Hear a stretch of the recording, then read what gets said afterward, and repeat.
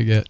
Yeah, you can see an initial transaction when they, like if you follow the court cases, you can see where they seized it and some judge said, okay, this is now the property of the U.S. government. Mm-hmm. And that's basically it. It just goes into this big black hole. So it'll be interesting to see. If he says he wants a real accounting of this stuff, it needs to go back to the first point it entered into their custody. Yeah. It needs to go back to that original seizure, that original arrest to make sure this stuff hasn't just gone away. Go ahead. With the way they're running their security practices, though, I wouldn't be surprised if they just decide they can't find out where it went because some guy who worked in that office had access to those private keys and spent all the Bitcoin, you know? All it takes is like one smart guy in like 2013, 2014. And that's kind of the nature of Bitcoin. There's no way they would know it was you, especially if it was displayed in a 12-word phrase and you just memorized it and walked out. Right, exactly. Oh, my. Many cryptocurrency investors who have supported Trump raised concerns over the weekend about the president said in a post on Truth Social that in addition to Bitcoin, Ether or Ethereum, XRP, Solana's Sol token, and Cardano's ADA would be part of the strategic crypto reserve. Okay, so... No official Trump meme coin? No, and no Dogecoin, no nothing. This to me gets into the questioning of, is this really strategic? Like XRP, for example, I bought some in 2016 for like 18 cents, and I sold it at $3.20 or $3.18 or something like that. $3.18? Yeah. Oh, okay. I didn't know the price had ever gotten that high. So, well, no, it was the all-time high, and I just happened to sell my $20 investment in XRP. So, I never messed with Ripple. Well, early on, that was one of the ones that did look like it had some potential. I could see a use case for it. They wanted to make it more efficient to move money between banks. And, okay, there's a use case, and they did have a solid background in crypto, and I knew who those guys were, and I thought, okay, I'll put $20 into it just to see what happens. That was my crypto investing at that point. Yep. Other than Bitcoin that you always had. This was just kind of like playing around with penny stocks. Mm-hmm. But it turned out that like me selling at $3.18, $3.20 was like close to the all-time high, and it's never come back. Right. Even today, it isn't back up to that point. Yeah. That was in, I think, 2017. So I'm not really confident in that. Solana, it's got a lot of stuff on its blockchain, kind of like Ethereum has the ERC-320 or the ERC-20 tokens on it. You can build on the Solana infrastructure too, and I think that's what Trump released his coin on is Solana. Yeah, it could be. But are all these things? I mean, Ethereum and Solana and Cardano seem more like, to me, plumbing. They're the things that other things are built on. They're they're kind of virtual machines rather than cryptocurrencies. Yeah, and I'm really not sure what the benefit would be to that.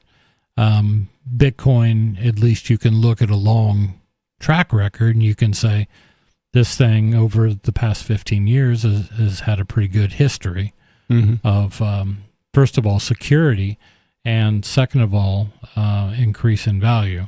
But, I just can't speak to a Solana and say that this is going to have the same success, even that it's going to maintain value over that period of time. Quote, I have nothing against XRP, Sol, or ADA, but I do not think they're suitable for a strategic reserve. Bitcoin billionaire Tyler Winklevoss wrote, quote, Only one digital asset in the world right now meets the bar, and that digital asset is Bitcoin, unquote. So, that sounds like a bit of maxi talk. I would kind of agree. Think? I would kind of agree that maybe those others aren't the best options for a strategic reserve. For example, I don't know if you remember the demise of the coin called Terra Luna, but that one was extremely popular. Way back, yeah. And it died hard. Yeah. This coin died harder than I think I've seen any other crypto die like that. And it was all due to, code error, obviously, but it broke the coin, made it basically unusable. Yeah. It still trades for some market value. I think they fixed the bug, but the thing never came back. Right. And that could happen to any one of these others. Yeah. Yeah. And I would say even Bitcoin, but the chances on that are extremely slim just because of the nature of there's not much code there to exploit. It's a pretty simple code. It is, and there's a whole lot of eyes on it. You know what I mean? Whenever anything changes in Bitcoin, there's so many developers that are either working on Bitcoin or they're arm's length away and they want to see what this new change is going to do, or they're just savvy investors and want to make sure that this is a good thing. And plus all the miners and everybody else kind of tears it apart. So that's one of the things in Bitcoin's favor, I've always said, but it doesn't mean that something wrong could not happen to Bitcoin. It could. And, but that's kind of neither here nor there. What I do think, and we'll try to talk about this too, another story that's kind of out there making the rounds is New Hampshire's vote in the House by a big margin for the state of New Hampshire to put a percentage of its treasury in gold, silver, and cryptocurrencies. Interesting.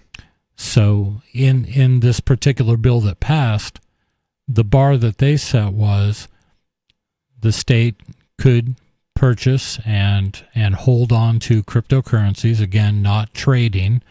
That has that in common with this.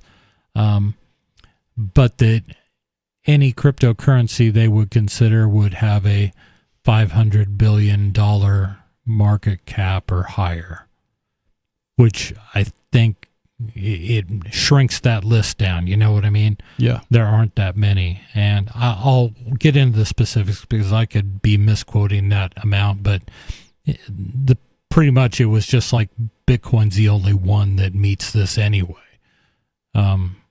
So I kind of get that. We'll talk about that too. Sol, Ether, and Bitcoin all fell around 5% late Thursday, while ADA plunged nearly 12%. All ahead of the announcement, Castle Island Ventures' Nick Carter told CNBC that the U.S. committing to a Bitcoin-only reserve would, quote, ratify Bitcoin as a global asset of consequence somewhere in the realm of gold, unquote. Quote, the U.S. is clearly the most important nation in the world, and so their stamp of approval really does a lot for Bitcoin, unquote, Carter said, noting that including any other digital currencies other than Bitcoin would have made it look like another speculative fund. I get that. I don't really disagree with it. There certainly are, and that doesn't mean the Bitcoin is the only coin that has value. Mm-hmm. And, Stu and I trade. He buys cigarettes and he gives me a Dash all the time. Not all the time, but you don't even spend Dash, really. You spend Bitcoin Sometimes. Cash more than... I like to spend Dash and Bitcoin Cash because they go faster. Right. And they're lower cost and they're easier to get into and amass an amount of. Yeah. And a transaction on one of those would cost me less than a cent, whereas with Bitcoin, it might be 5 cents or it might be 50 cents. Right. Or it might be $5. And unless somebody comes in and uses the Lightning Network, which they occasionally do with Bitcoin, I never get Bitcoin in a transaction. I'll get Bitcoin through the Lightning Network, which is kind of the same thing, but it's a little bit more complex to do. But the Dash and the Bitcoin Cash transactions are virtually instant. You get to send me money and I get it right away. Yeah. And that's a big deal for any small business.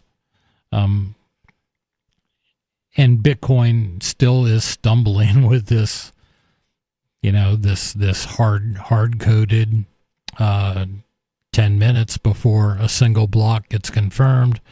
And they've never gone to a zero conf or zero confirmation model so that you could rest reasonably assured that you got your payment in a timely manner. Right. Whereas effectively Dash and Bitcoin Cash have both done this to where once you see that it's been sent to your wallet, you don't even need necessarily to wait for a confirmation because there's no way to reverse that.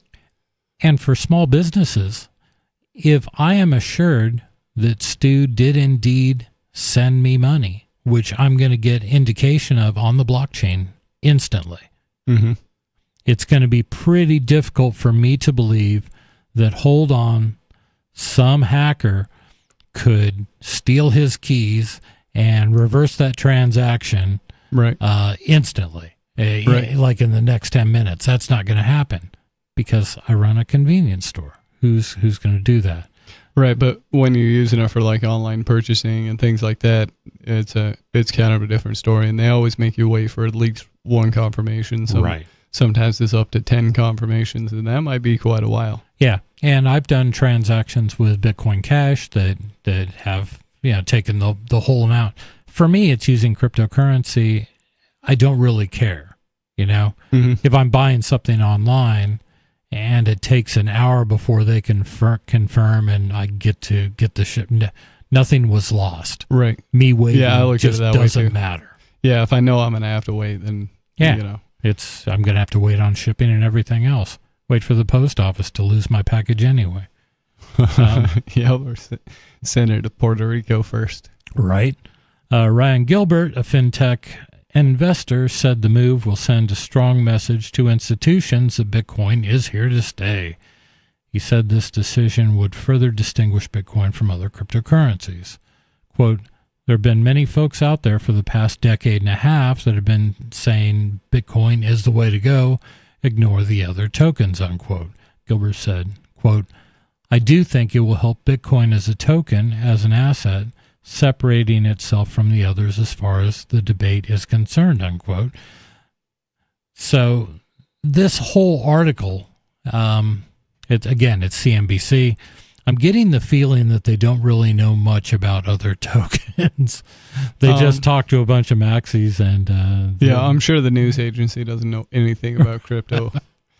And, that's what it sounded like. They just asked a bunch of maxis. Right, and those are the guys that are out there and available for interview. Yeah.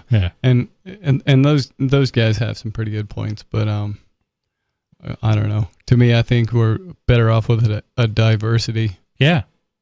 Competition in the money market, being able to choose which money works better for you. I agree totally.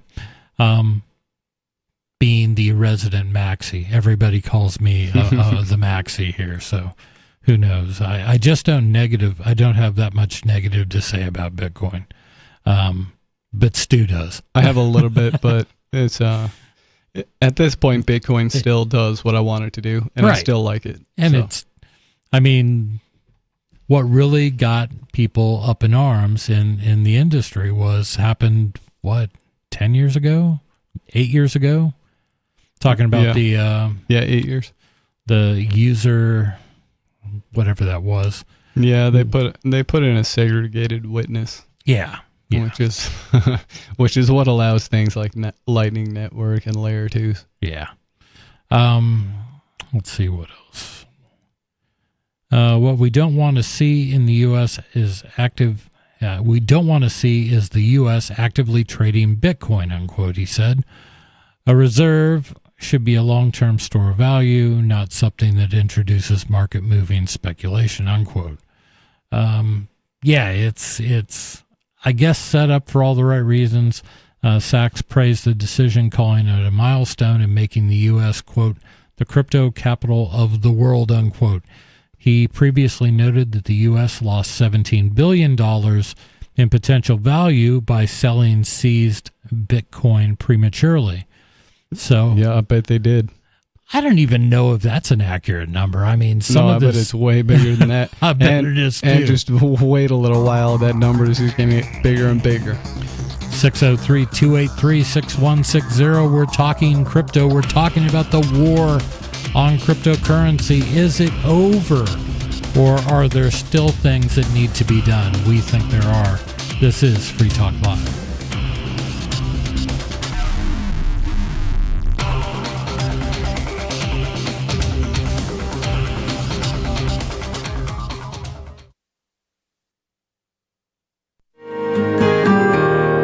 So the protection of life, liberty, and property is what the Free State Project is all about. But it's an effort to move 20,000 people who understand. It's about demonstrating to the entire country that, yeah, we can have a free market, a truly free market. Making it just a freer, great place to live. It's the world's largest voluntarist libertarian community, and it's only getting bigger. That's amazing, to be able to move to a place where other people passionately believe in being free and independent. What the Free State Project is managing to do, though, is to put their money where their mouth is. It's physically getting up across the country and saying, let's go someplace and let's demonstrate the power of these ideas. There's a lot of kind of philosophy that surrounds liberty. There's a lot of thinking about it and talking about it. But here in New Hampshire, people are doing it. 101 Reasons Liberty Lives in New Hampshire, a documentary by Free State Project Early Movers. Watch it free at 101reasonsfilm.com. 101reasonsfilm.com. From Feature Story News in Washington, I'm Nick Harper with the Week in Review. It was a week of uncertainty, flip-flops, diplomatic discussions and moving deadlines, all surrounding US tariffs on Canada and Mexico. The Trump administration implemented new 10% import duties on China and 25% on its two nearest neighbours, to only then reverse course and delay those Canada and Mexico tariffs for a month. All that uncertainty unsettled global markets amid fears of a painful and costly trade war. FSN's Tony Waterman reported on the retaliation moves. Within minutes of the new U.S. tariffs taking effect, China and Canada retaliated, hitting the U.S. with fresh tariffs of their own on everything from cars to cotton to wine, beer, and Florida orange juice. Mexico, Canada, and China are the U.S.'s top three trade partners, and a trade war threatens to upend more than $2 trillion in trade, much of the cost passed along to consumers. Trump wants the countries to do more to stem the flow of fentanyl into the U.S. All three deny they are responsible for the U.S.'s drug problem. Leaders of the European Union's member states ramped up support for Ukraine this week with an emergency summit in Brussels. It followed Washington's decision to freeze military aid to Kiev and cut off intelligence sharing. FSN's William Denslow was watching developments from the Belgium capital. Senior EU officials say the changing policy from the US when it comes to Ukraine is the basis of this emergency summit. The focus is on how Ukraine's European allies can ramp up support in the short term, while also providing longer-term security guarantees, such as a possible peacekeeping force. Leaders will also discuss the European Commission's roughly $850 billion rearm plan to bolster the bloc's defence capabilities. European powers are scrambling to retain Washington's support for Ukraine, but this summit is an opportunity to prepare for a scenario where it's without its transatlantic partner. William Denslow, Brussels. Meanwhile, the United States and Ukraine are set to hold talks in Saudi Arabia next week aimed at creating a ceasefire agreement in the conflict with Russia. FSN's Ross Cullen reports from Kiev. After President Zelensky meets the Saudi Crown Prince on Monday, his team, but crucially not Mr. Zelensky himself, will stay on in the country for meetings with the US delegation. Washington has made no secret of its dissatisfaction with the Ukrainian leader, and the president's chief of staff is likely to head up the Ukrainian delegation. According to Donald Trump's Middle East envoy, Stephen Witkoff, the idea for the talks in Saudi Arabia is to, quote, get down a framework for a peace agreement and an initial ceasefire. President Zelensky said on Thursday that Ukraine is not only ready to take the necessary steps for peace, but, quote, we are also proposing those steps. From Bureaus Worldwide, this is FSN. We're still not sure why you'd want to watch, but our video feed is streaming nightly for free at cam.freetalklive.com.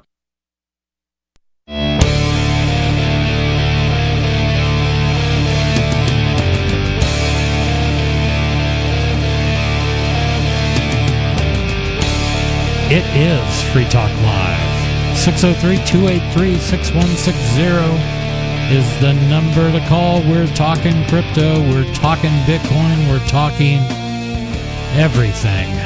We're talking about whether Donald Trump, with the executive order creating a strategic Bitcoin reserve, is that it? Does he feel like he's fulfilled all his campaign promises regarding crypto? There you go. I created a strategic reserve for Bitcoin. Mm-hmm. I've done everything I said I would do. I freed Ross. Yeah. Is that it? Is that where he stops? I don't know. But we started off with a CNBC article that was rather glowing in terms of its... when it's discussing Bitcoin, turned its nose down a bit at what Trump said might be added, meaning Solana and Cardano and XRP and Ether. They were all kind of down on that. But I don't think those are part of the executive order. This was an article from Ars Technica that came out, I guess, a day before. Trump says Bitcoin Reserve will change everything. Crypto fans aren't so sure. I think I'm in that camp. Yeah. Ahead of the first ever White House Crypto Summit Friday, President Donald Trump signed an executive order establishing a strategic Bitcoin reserve that a fact sheet claimed delivers on his promise to make America, quote, crypto capital of the world. Well, that'll unquote. Be interesting. Well, it's right there. It's a quote. Nation state adoption is one of the the things that crypto people have been looking towards. Not necessarily looking forward to, but a thing that's been on the horizon for quite some time. That for a decade. Like everybody who knew about the Bitcoin thing and how it wasn't going away, they knew that at some point nation states were going to pick this up and they were going to try to use it, and it was going to be very awkward, and that's what we're seeing right now. Yeah, I would agree with that. Personally, I hate the idea. Like, a nation state shouldn't be speculating about anything. They should hold on to.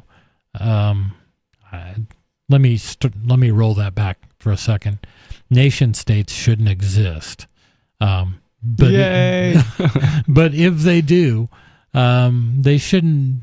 I would not want their citizens' hard-earned tax dollars to go into speculative assets. And is Bitcoin still a speculative asset? Well, I don't know. I would have to think about that for a little while. Yeah. Because definitely Bitcoin's a speculative asset. Most things are. Most non-perishable things can definitely be speculative assets. Right. Gold. Yeah. Houses.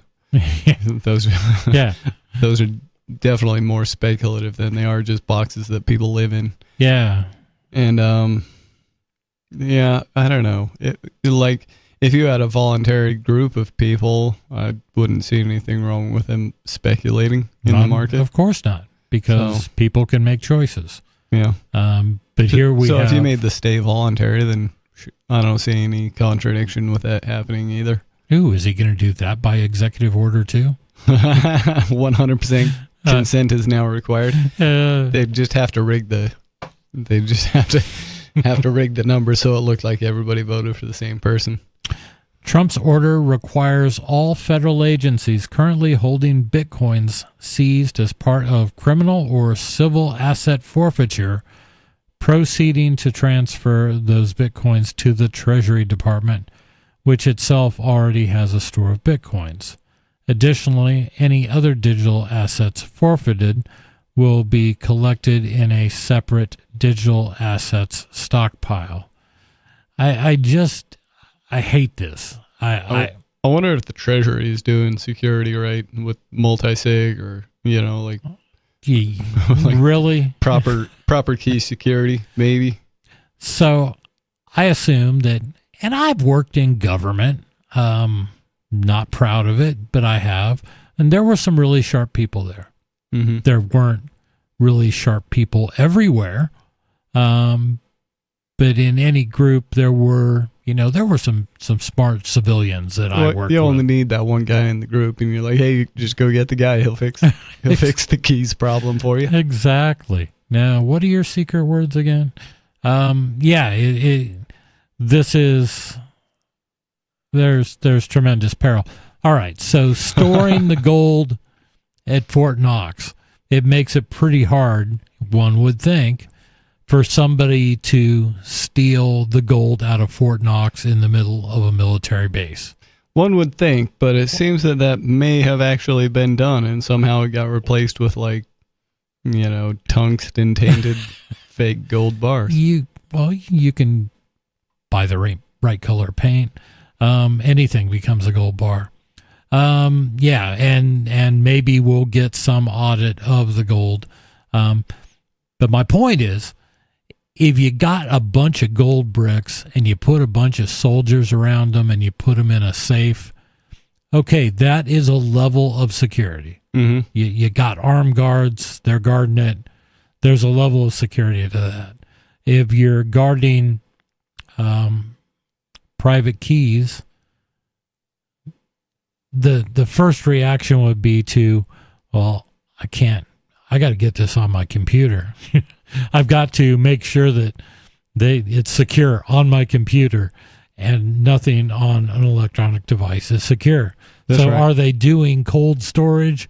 Are they doing cold storage right? I don't know. Right. If they were real serious about it, I guess I would engrave the private key onto stainless steel and then put it in a lockbox behind guards. On one of those gold bars. Yeah. At Fort Knox. Yeah, just a random one, and then mix it into the pile really good. Oh, God. Yeah. You would want to go to some crazy level. And I'm trying to remember the name of the company. I'm going to have to, I'll try to get my memory to work, and I'll try to dig up this guy's name, but early Argentinian Bitcoiner who talked to a lot of people. He was one of the guys that got a USB stick with a copy of the Free Talk Live episode where they began talking about Bitcoin that Roger Ver was handing out all over Silicon Valley. He was one of the early guys. And being from Argentina, he was very, very interested in it simply because Argentina has, for the longest time, been kind of a crap hole. I'm trying to think of... They've had severe monetary issues. Yes. Thank you for trying to clean up my thoughts. But he really was. And the fact that people were losing their retirements due to nothing but inflation. It would just disappear. It would evaporate. Things were increasing daily, and he wanted to get into it. But one of the things, and he was a tech guy, and he had started some financial startups and stuff like that in the earlier days of the internet. And he was one of the first guys who's like, okay, we need to find an old Swiss mine or an old Swiss missile silo or something to get this stuff underground and buried. So it's completely air separated from anything electronic. It's deep underground, and we can protect your keys that way. Yeah. Because this all started out with him holding the private keys of his and his friends on his laptop. Yeah. And he's like, this is not how you do things. We can't go forward with the kinds of money that people were talking about buying into Bitcoin with at that time, and you can't trust my laptop to that. Right. So yeah, he came up with ways to put those things in places that were really, really safe. And I just don't know if the government has I assume, God, why do I ever say assume when I'm talking about the U.S. government? I would hope that they have somebody there who's prodding them and ensuring that something is done correctly, which doesn't take a lot of money to do the right things, because it's more about the process and ensuring that you have a methodology that will work than buying the latest gizmo. You know what I mean? You're not having to buy a $300 million computer to store Bitcoin keys properly. Well, from the accelerationist point of view, maybe it's better if they go all in on crypto, lose the keys, and then then that's the thing that breaks their back. This is rife with all kinds of ways this could go wrong. Trump orders, we got that. They're going to give all cryptocurrencies to the Treasury. The Treasury's going to hold on to them in a very safe place, Stu. Very, very safe. I'm sure they'll do it right. They got the tech bro regime. Yeah, that they do. But while Trump likely anticipates that Bitcoin fans will be over the moon about this news, his announcement of the reserve and looser crypto regulations helped send Bitcoin prices to an all-time high of send Bitcoin prices to an all-time high of 109,000 in January. Some cryptocurrency enthusiasts were clearly disappointed that Trump's order confirmed that the U.S. currently has no plans to buy any more Bitcoins at this time. Bitcoin's price briefly dropped about 5% to 85,000 on the news, Reuters reported. Charles Edward, the founder of a Bitcoin-focused hedge fund called Capriole Investments, took to X, formerly Twitter, to declare that Trump's order is, quote, a pig in lipstick, unquote. Currently, Bitcoin price is around $90,500. That was at the time of this writing. Quote, this is the most underwhelming and disappointing outcome we could have expected for the week, unquote, Edwards wrote. Quote, no active buying means that this is just a fancy title for Bitcoin holdings that have already existed, unquote, with the government. Wait, now hold on. The most underwhelming for the week? Like more underwhelming than the Epstein thing? That was last week. Oh, okay. That was indeed disappointing and underwhelming. I'm glad that they put that out there. They finally released all the names completely redacted. Yeah. All the things that had already been released, completely redacted. Quote, a digital assets managing director at S&P Global Ratings, Andrew O'Neill, agreed, telling Reuters that the significance of Trump's order was, quote, mainly symbolic, unquote, and provided no timeline for when more Bitcoin may be acquired by the U.S. In the fact sheet, the White House insisted that the strategic reserve and digital assets stockpile would harness, quote, the power of digital assets for national prosperity rather than letting them languish in limbo, unquote. Why have any digital assets languished? Because of heavy-handed government. Right. And more further, it sounds like they're saying that those coins ain't going to languish just because after being seized, they're not doing anything. Right. But that's doing something. That's what people want you to do with the coins, is buy them and then not sell them. Yes. Because that's what makes number go up, and that's what people are interested in. People want people to hodl. Dubbing Bitcoin's, quote, digital gold, unquote, due to its, quote, scarcity and security, unquote, because Bitcoins are capped at 21 million and have no history of being hacked. The White House said that implementing, quote, a policy to maximize, unquote, Bitcoin's, quote, strategic position as a unique store of value in the global financial system would, quote, promote United States leadership in digital assets such as cryptocurrency, unquote. I think that contained an inaccuracy. I think Bitcoin has been hacked. There were problems in the early days. There was bad code that was introduced. Mm-hmm. It never, as with many programs in the early days, you have bugs and they need fixing. Yeah, with a monetary system such as this, it's a little more important than a video game. But I believe all those things have been worked out to my satisfaction. So this occurred when Gavin was in charge of Bitcoin, right? He was the main, not contributor, but the manager of all that sounds right. Yeah.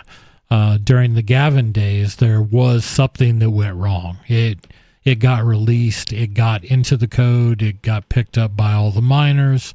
Yeah, where somebody had actually inflated the supply and given themselves a bunch of free coins, or they could have. Yeah. It was a pretty harrowing event, but it was caught before it got propagated too far. Yeah. And everybody pretty much loaded the new code, and everything was all better. Right. But that's something like that happened now, it would have a much larger ramification. Right. And there's no way people wouldn't be watching it and jumping on it right away. Right. Even the Ethereum DAO fiasco was more impactful, I think, than that early Bitcoin hack, just because it was such a small network at that time. And that one was, I mean, so basically the long and the short of it was Ethereum. Its big claim to fame was you could do smart contracts. You know, you could run smart contracts. So if X happens, then move X number of Ethereum from Y to Z. Yeah. You know, and that's a very simplistic view of a smart contract. And I can't remember the exact circumstances, but there was a bug that allowed one guy. Well, it allowed everyone to do it, but it was what it was is you could swap your Ethereum tokens for DAO tokens, and then somebody just figured out that you could deposit your Ethereum tokens, get the DAO tokens, but keep your Ethereum. And so in that way, he was just able to load right up on these DAO tokens and kind of ruin the whole game. And the question was, okay, this guy, he didn't hack anything. He just wrote a smart contract that would do this thing that was undesirable. Right. And he did. He wrote it. And it functioned as he had planned. Yeah. And as a result, a whole lot of people just lost. Yeah. That was a mess. It was a mess. And in the crypto world, the question was, okay, you know, cryptocurrencies going back to Bitcoin has been, you know, the big touting, the big thing that everybody touted was this is an immutable record. It can never be changed. Once it's done, it's done. Yeah.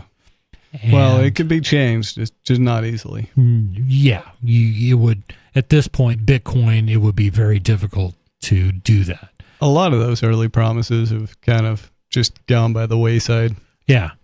The Ethereum situation was particularly egregious because they just said, we're going to do a do-over. We're going to rewrite this so that never happened. Yeah, let's just rewind and... Yeah. Yep. And there was a big debate on that. That's right. That's what started Ethereum Classic. That's the fork that said, no, this definitely happened and we're not rolling it back. Yeah.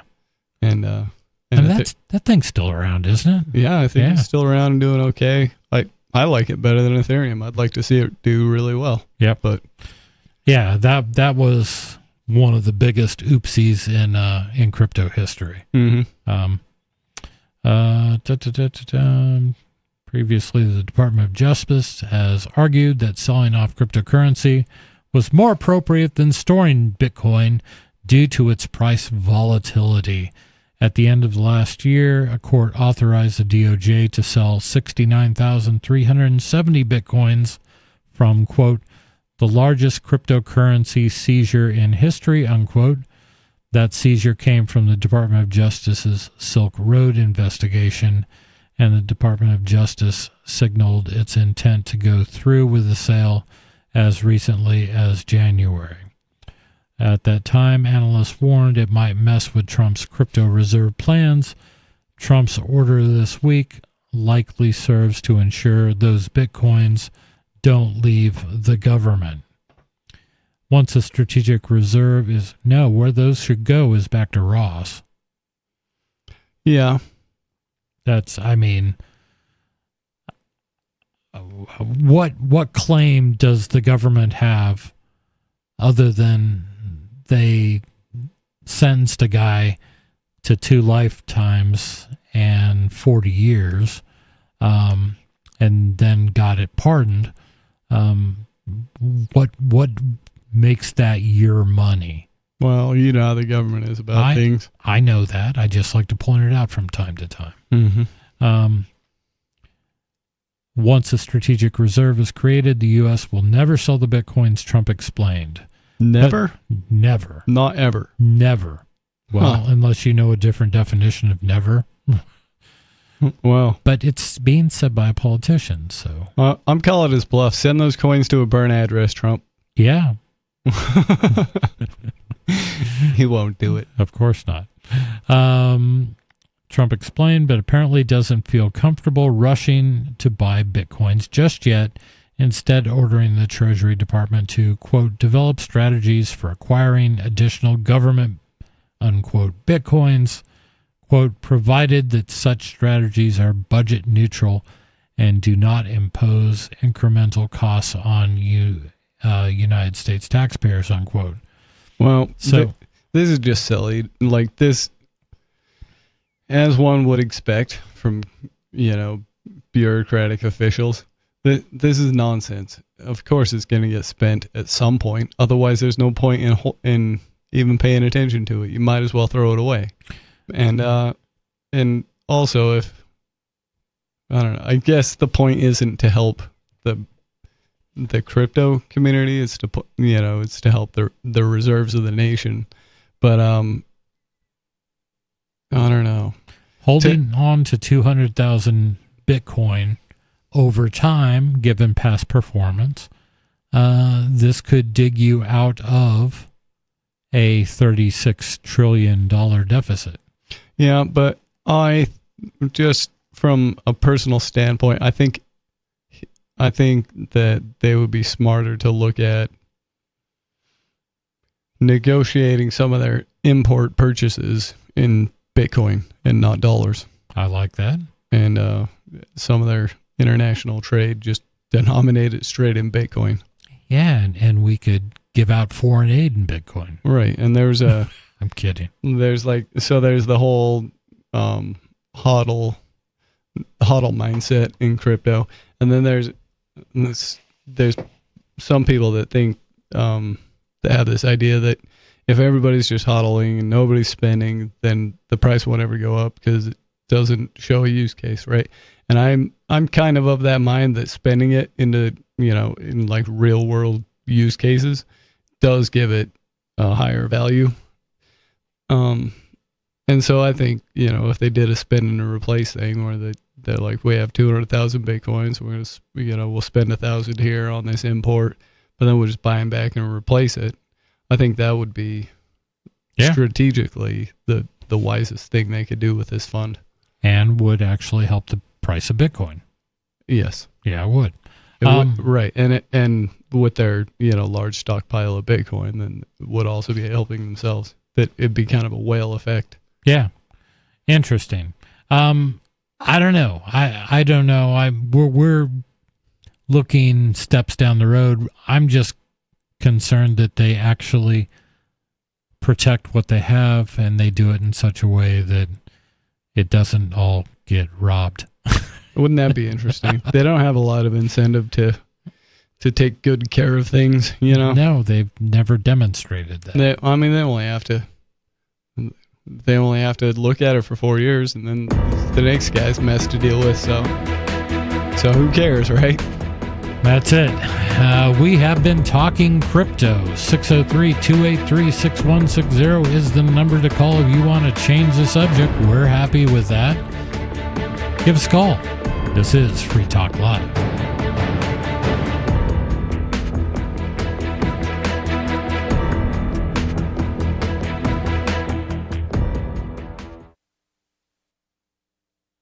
If you're looking for work, you know what I mean by elevator speech. It's the short version, saying just enough to make the listener want to listen more. Even if you're not a job seeker, effective communication skills have never been more important, with money and attention so scarce now. So to cut through the clutter, choose every single word as though it was the last word the person you're speaking to will hear. Otherwise, it might be. Instead of saying, due to the fact that, say, because. And avoid mispronunciations. Say jewelry, not jewelry, which could offend. Undoubtedly, you don't want to say undoubtedly. And whatever you do, never use a preposition to end a sentence with. Just kidding. For more tips, hit survivalspeech.com. I'm Holland Cook. Eleutheromania, the insatiable desire for freedom. It's the new 3-song heavy metal EP from Captain Kickass. Available now on your favorite music app or get it directly from CaptainKickass.com. If you want to know the latest about Free Talk Live before we go on the air, all you need to decide is how you want it delivered. It's your choice. Visit news.freetalklive.com to receive our usually weekly news updates by email. Plus, we have a Twitter account at twitter.freetalklive.com, and you can follow us on the decentralized Mastodon platform at toot.freetalklive.com. So please follow us at toot.freetalklive.com and sign up for our emails at news.freetalklive.com. You're listening to the live edition of Free Talk Live. Hour number 2 is next after the news here on the Liberty Radio Network at LRN.FM. From Feature Story News in Washington, I'm Nick Harper with the Week in Review. It was a week of uncertainty, flip-flops, diplomatic discussions and moving deadlines, all surrounding US tariffs on Canada and Mexico. The Trump administration implemented new 10% import duties on China and 25% on its 2 nearest neighbours, to only then reverse course and delay those Canada and Mexico tariffs for a month. All that uncertainty unsettled global markets amid fears of a painful and costly trade war. FSN's Tony Waterman reported on the retaliation moves. Within minutes of the new U.S. tariffs taking effect, China and Canada retaliated, hitting the U.S. with fresh tariffs of their own on everything from cars to cotton to wine, beer, and Florida orange juice. Mexico, Canada, and China are the U.S.'s top 3 trade partners, and a trade war threatens to upend more than $2 trillion in trade, much of the cost passed along to consumers. Trump wants the countries to do more to stem the flow of fentanyl into the U.S. All 3 deny they are responsible for the U.S.'s drug problem. Leaders of the European Union's member states ramped up support for Ukraine this week with an emergency summit in Brussels. It followed Washington's decision to freeze military aid to Kiev and cut off intelligence sharing. FSN's William Denslow was watching developments from the Belgium capital. Senior EU officials say the changing policy from the US when it comes to Ukraine is the basis of this emergency summit. The focus is on how Ukraine's European allies can ramp up support in the short term, while also providing longer-term security guarantees, such as a possible peacekeeping force. Leaders will also discuss the European Commission's roughly $850 billion rearm plan to bolster the bloc's defence capabilities. European powers are scrambling to retain Washington's support for Ukraine, but this summit is an opportunity to prepare for a scenario where it's without its transatlantic partner. William Denslow, Brussels. Meanwhile, the United States and Ukraine are set to hold talks in Saudi Arabia next week aimed at creating a ceasefire agreement in the conflict with Russia. FSN's Ross Cullen reports from Kiev. After President Zelensky meets the Saudi Crown Prince on Monday, his team, but crucially not Mr. Zelensky himself, will stay on in the country for meetings with the US delegation. Washington has made no secret of its dissatisfaction with the Ukrainian leader, and the president's chief of staff is likely to head up the Ukrainian delegation. According to Donald Trump's Middle East envoy, Stephen Witkoff, the idea for the talks in Saudi Arabia is to, quote, get down a framework for a peace agreement and an initial ceasefire. President Zelensky said on Thursday that Ukraine is not only ready to take the necessary steps for peace, but, quote, we are also proposing those steps. From Bureaus Worldwide, this is FSN. The Gaza ceasefire agreement was in limbo this last week. Phase 1 expired last weekend with no clear path forward to move on to the second phase. US President Donald Trump threatened Hamas, telling the group it was their final chance to release the remaining hostages.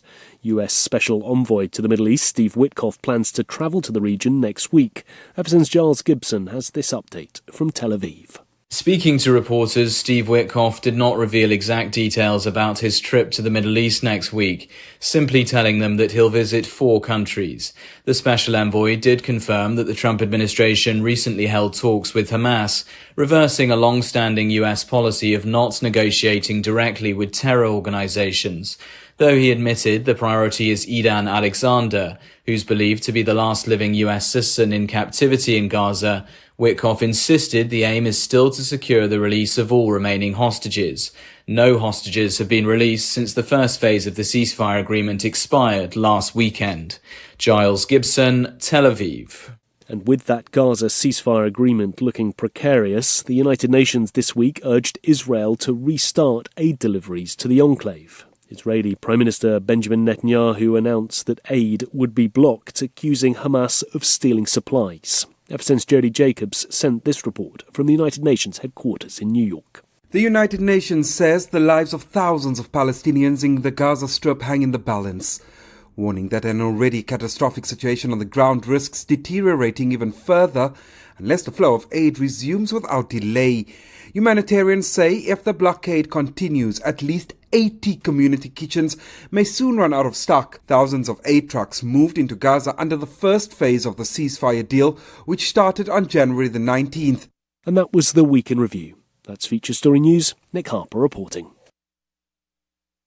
Pushed to the breaking point after constantly being taken to task without ever hearing a word of thanks for what it does around here, an overwhelmed and infuriated nation announced in February that it was trying, okay? Jesus Christ. A poll of the American populace revealed that 33% felt they were doing pretty damn well, thank you, while another 28% just wanted 2 freaking minutes without somebody breathing down their neck. We're trying as hard as we can here. How about cutting some little slack for a change, huh? You know what? This is just bullshit. I do not need this shit. Christ Almighty, sources added. God distanced himself from the entire right-wing fundamentalist Christian movement, saying that he did not believe pregnancies result from his divine will. The Almighty Father went on to dismiss capital punishment, gun rights, the anti-abortion movement, and the efforts of the Westboro Baptist Church, while adding that he and Christian conservatives, quote, no longer saw eye to eye on the majority of issues. And physicists discovered that the entirety of our known universe is actually the fictional setting of a cop show called Hard Case. This is the Onion News Network. You can help spread the ideas of liberty with our Patreon for just $5 per month at amps.freetalklive.com.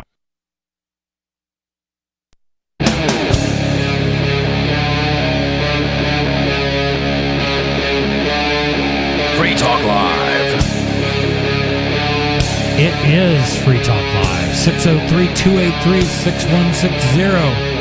That's the number to call if you want to take control of the airwaves. If you want to talk about what's important to you, you don't want to hear us rattle on and on about whatever we find interesting. We would love for you to call and tell us what is making the world interesting to you.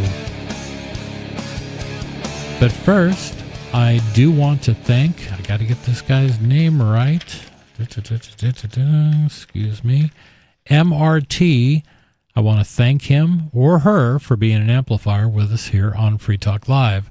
That means that MRT went to amps.freetalklive.com and signed up to support the show just like I did.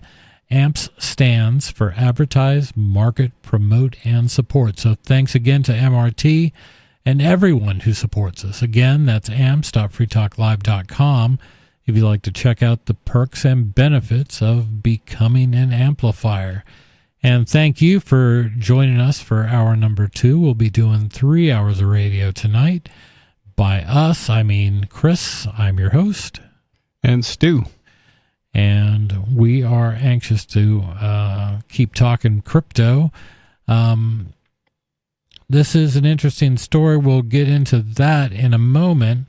New Hampshire passed a Bitcoin reserve bill this week, so that's of interest. We'll talk about that.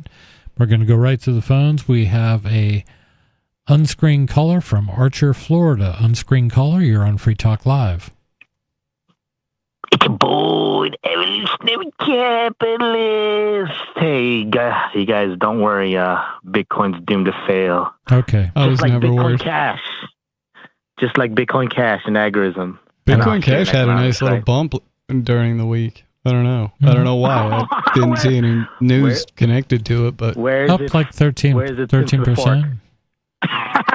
Where's it since the fork? I don't At know. its peak value. Where was its peak Not as bad value? as Dash, but I still like that. What's your point? I think 4,000. Value's objective. I think That's my point. I think it was around 4,000 for actually Bitcoin. Bitcoin Cash hit like 6,000 for a few moments. Yeah. There you go. And Dash was at 1,000 and is now at like $24. So that's a bigger fall. But I still like both coins. So, Right. And I still so what? I still take both coins. No. Well, value's not subjective, so your opinion really doesn't matter. Value's objective. You know that, right? It is not That's why objective. that's why these. So yes, do it is. you That's think why you by keep saying the same thing Here we over and go over with every call, Here we go. you think you're going to change our minds? Yeah, Well, I'm not trying repetition to doesn't change your make it mind. true. I'm trying to change a rational viewer's mind or a rational listener's mind. I'm You rational. guys You can change my mind if you're guys- Change correct. my guys mind. are You can rational. come up with a rational First argument. Here we go. First off, rational people don't cut off rational arguments, right? First, Who is values the one? Do you even? I keep arguing. Objective value, you guys. But do you even know what I'm talking about? Do you No. have a definition of either term? I would like Because you you to seem define not to what you understand what believe the it theory is. is. Please. No. First off, I want to see your misunderstanding. No. I've given I the understand definition. what the word I've given the objective definition is. of- I understand the word value. How do you put those two words in a sentence? Please use your definition. We are the talk You show host. apparently don't know We're either. asking you. First off, you claim to know what the definition of at least objective is, or subjective, even worse. Yes, What and is I the know what definition the of subjective. Give me the definition of subjective, Chris. subjective is. There is no accurate measurement to how to define a given value. That's how I would define No, it. that's Subjective is in my mind. Yes, that's a more accurate definition of subjective. Yes. And so Austrians tend to conflate. So there's, do you understand the history of the? I'm not from theory of value Austria. in You economics, do right? understand that, right? So you don't. I see you wear Rothbard or Mises shirts once in a while. Yeah. Went to the concert, got the T-shirt. No, but do you believe in Austrian? Do you believe in Austrian economics? No, I am a strict Keynesian and MMT. Oh, come on, I shut like up. MMT. MMT seems No, like I'll get more free stuff that way. You guys, anarcho-capitalists adopt the taxation is theft from Rothbard, where this false narrative that taxation is theft. I saw it on And a this false bumper nation- sticker. But okay, stop interrupting me. So first off, Austrian economics, the foundation of Austrian economics is based on subjective value, which is all wrong. You look at this concept of subjective value. What's value? What's your opinion? What's your definition of value? What am I supposed to define what value is? I value certain things. Those are my That is not subjective value. thoughts, and I assign them value. How can So in I real economics- objectively value? The only way I can objectively value something is to offer it for sale or to see what it's being bought and sold for in a marketplace. Then I that's have, wrong. Well, please correct me, Professor. Yeah, objective value is utility, right? If you really studied actual economics and decision theory, you'd see that Austrian economics conflates the definition of value. I'm still waiting for you to decision theory explain called- anything. Hold on, I'm about to. You need to let me get there Just in a few seconds, I'm setting it up. Sounds like somebody likes to yell over people. Cutting me off. Just stop cutting me off. Who's cutting who off? This is what dishonest people do. Like we're having a conversation, so who's cutting who off? Debate, right? You've had the majority of the talk time in this call. I'm getting there. Why don't you host? Why don't you mute this guy? He's cutting me off intentionally just to mess up my message. Right? Get there faster. He doesn't want to. He wants to win a debate through technicality. Okay, so I think I just accidentally muted him. Are you still there? Yeah. Well, I'm still here. Okay. So go ahead. Did you have a point, Stu? I just keep waiting for Skeeter to get to his point. Yeah, I am. I spoke like 3 seconds. I'm setting up the definition of value, right? Austrians conflate value in decision theory and real economics. We have a term of what Austrians are referring to. It's called expected value, right? That is partially subjective, and it is partially subjective because we don't choose our ultimate instincts, number one. And number two, it can be wrong, right? Yes, people can make mistakes. Be irrational and wrong because you don't have all the objective facts. Value is just like a solution to a math problem. Okay, so can you objectively value... Hold on, I'm not done yet. Well, I can't let you rattle on forever. I have to ask some questions.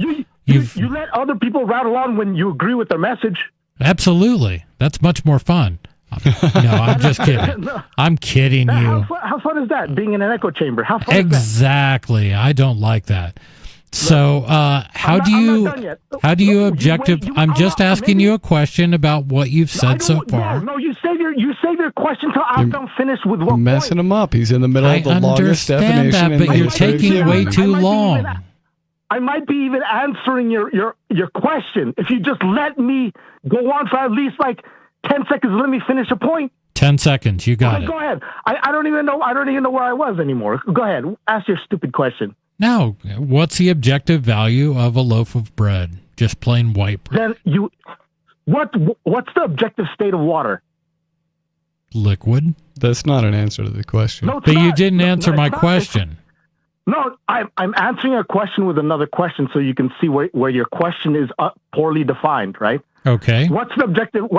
So let me ask Stu this. What's the objective state of water? Because he just answered it wrong. Water can't be valued objectively. That value is subjective. One person is thirsty or another, sorry. Or the other person needs ice in their drink. That's a good one.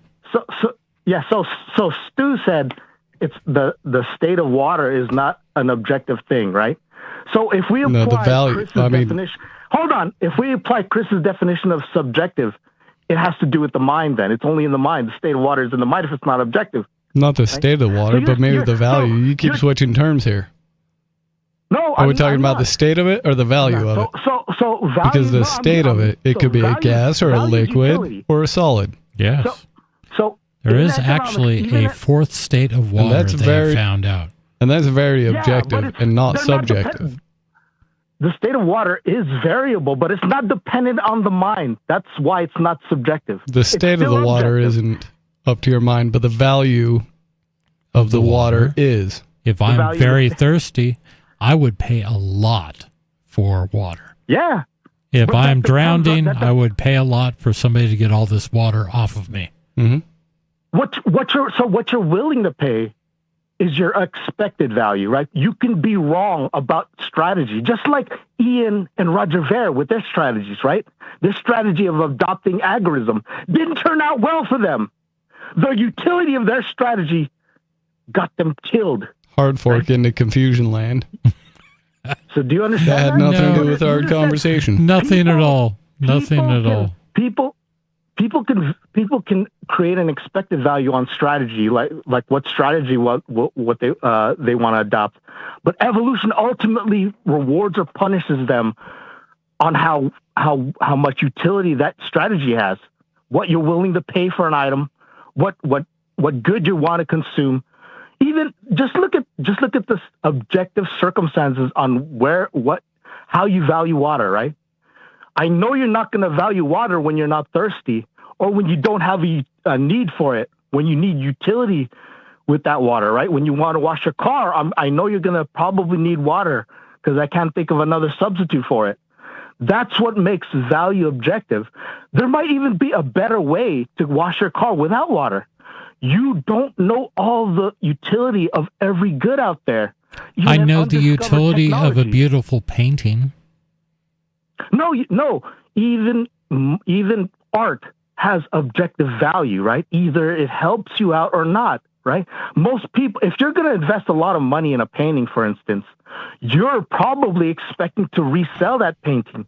Why? You're not going to spend rich people don't buy $1 million paintings because they're just going to look at it on their wall. Yes, they do. They expect a return on it. No, they don't. So well, a lot of not times all the time they don't. A lot of times when they do that, they're actually just laundering money. No, okay, let's disprove that.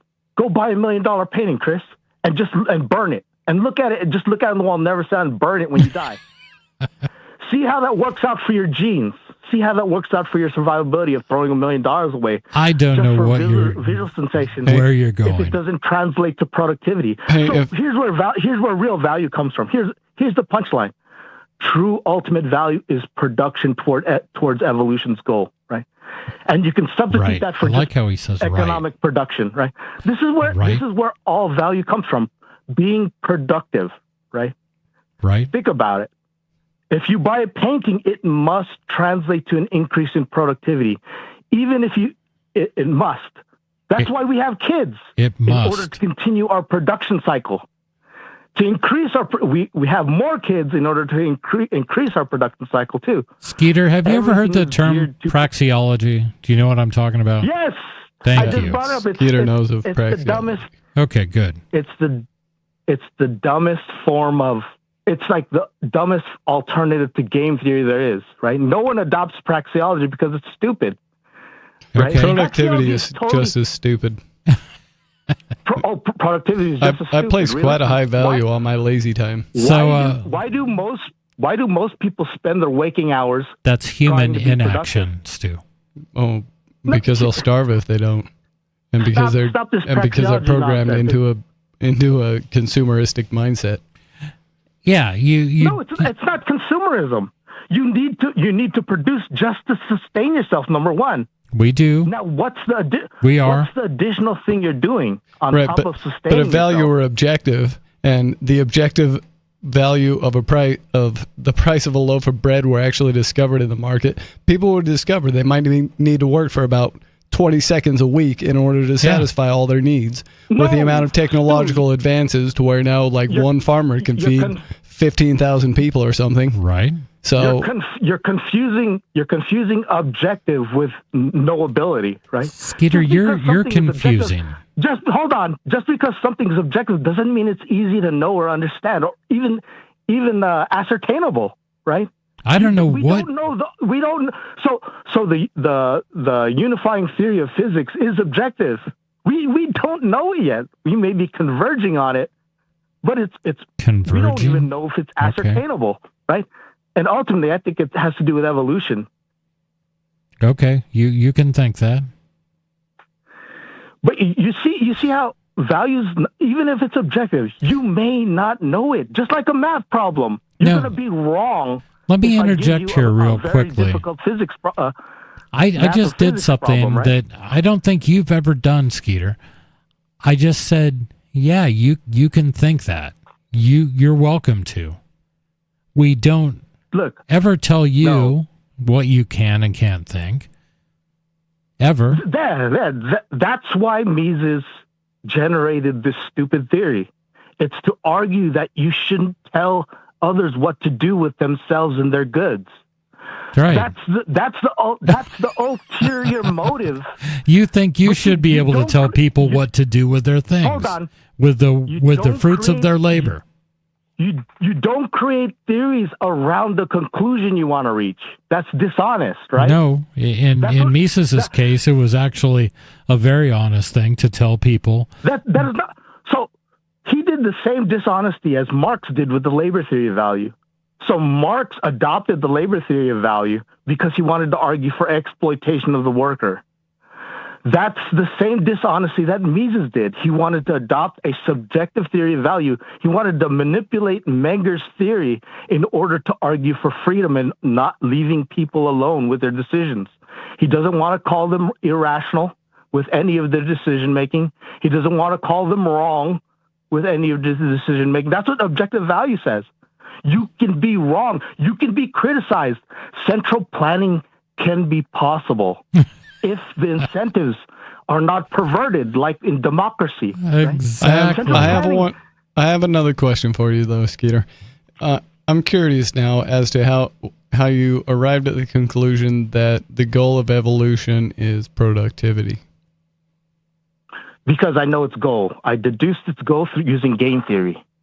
You did you published a paper on this? You can determine objective utility of a strategy using with respect to a certain goal, right?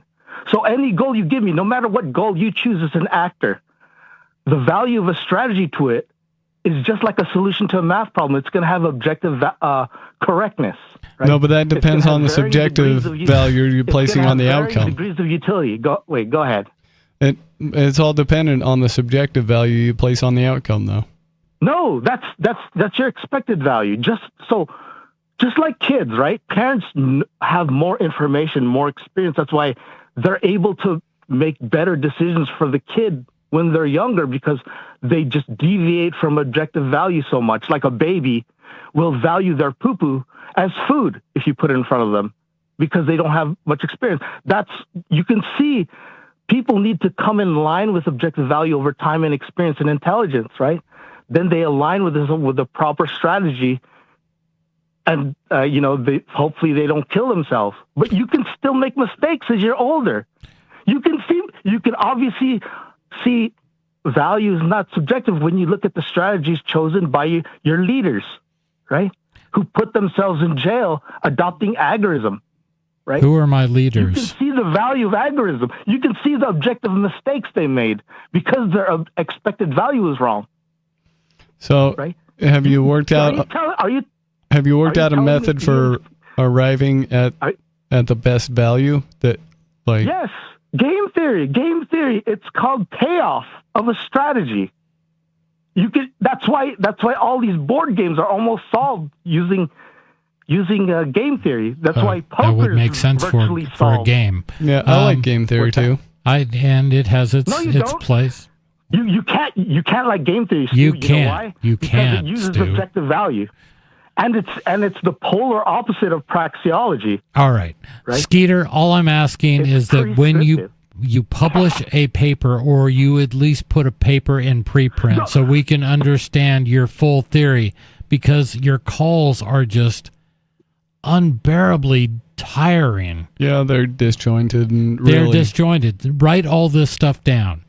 Get it into preprint so we can all evaluate I want it. People to hear it right here. I want to make a fool. I understand. I want to make a fool of libertarianism. Okay, but write it down so that it makes sense. Write it down and write a paper. Yeah, and then read it to us on a phone call. What difference Perfect. If it comes verbally versus written? Because it comes disjointed, insane, and crazy. Skeeter, as always, good to hear from you.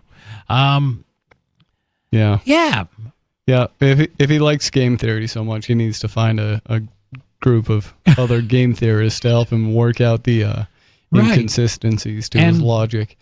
And he's almost in the realm of making enough sense to get me to consider a new concept, but he just can't bring it together. He gets to the point where he's making sense, and then he has to go on the attack. He has to instantly say that everything you've ever believed is stupid.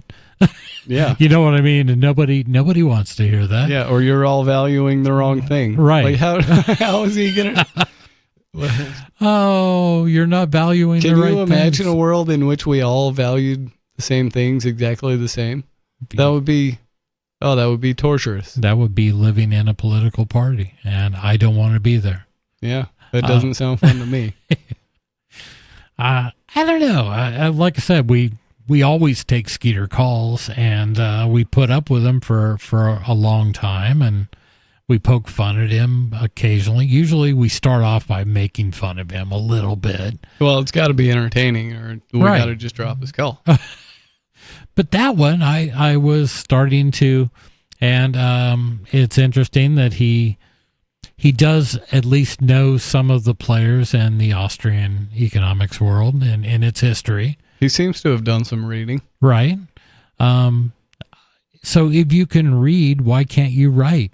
Write down your theory. Explain what evolutionary capitalism means, because no one else uses those two words together like Skeeter does. So write it down so people can evaluate it. Hell, I mean, MMT got published. That stuff is bat crazy. Yeah. So, Well, I think even fairly rational humans at this point have an overactive desire to quantify things that just shouldn't be quantified. right. And that was one of the things that really drew me to Austrian economics, was that you have to start off with this thing. When you're looking at an economy, realize that all the movement in an economy is the decisions, millions and billions of decisions made by millions and millions of people. Right. To which Skeeter would say, well, they're all just making the wrong decisions. Exactly. 603-283-6160 is our number. Give us a call. This is Free Talk Live.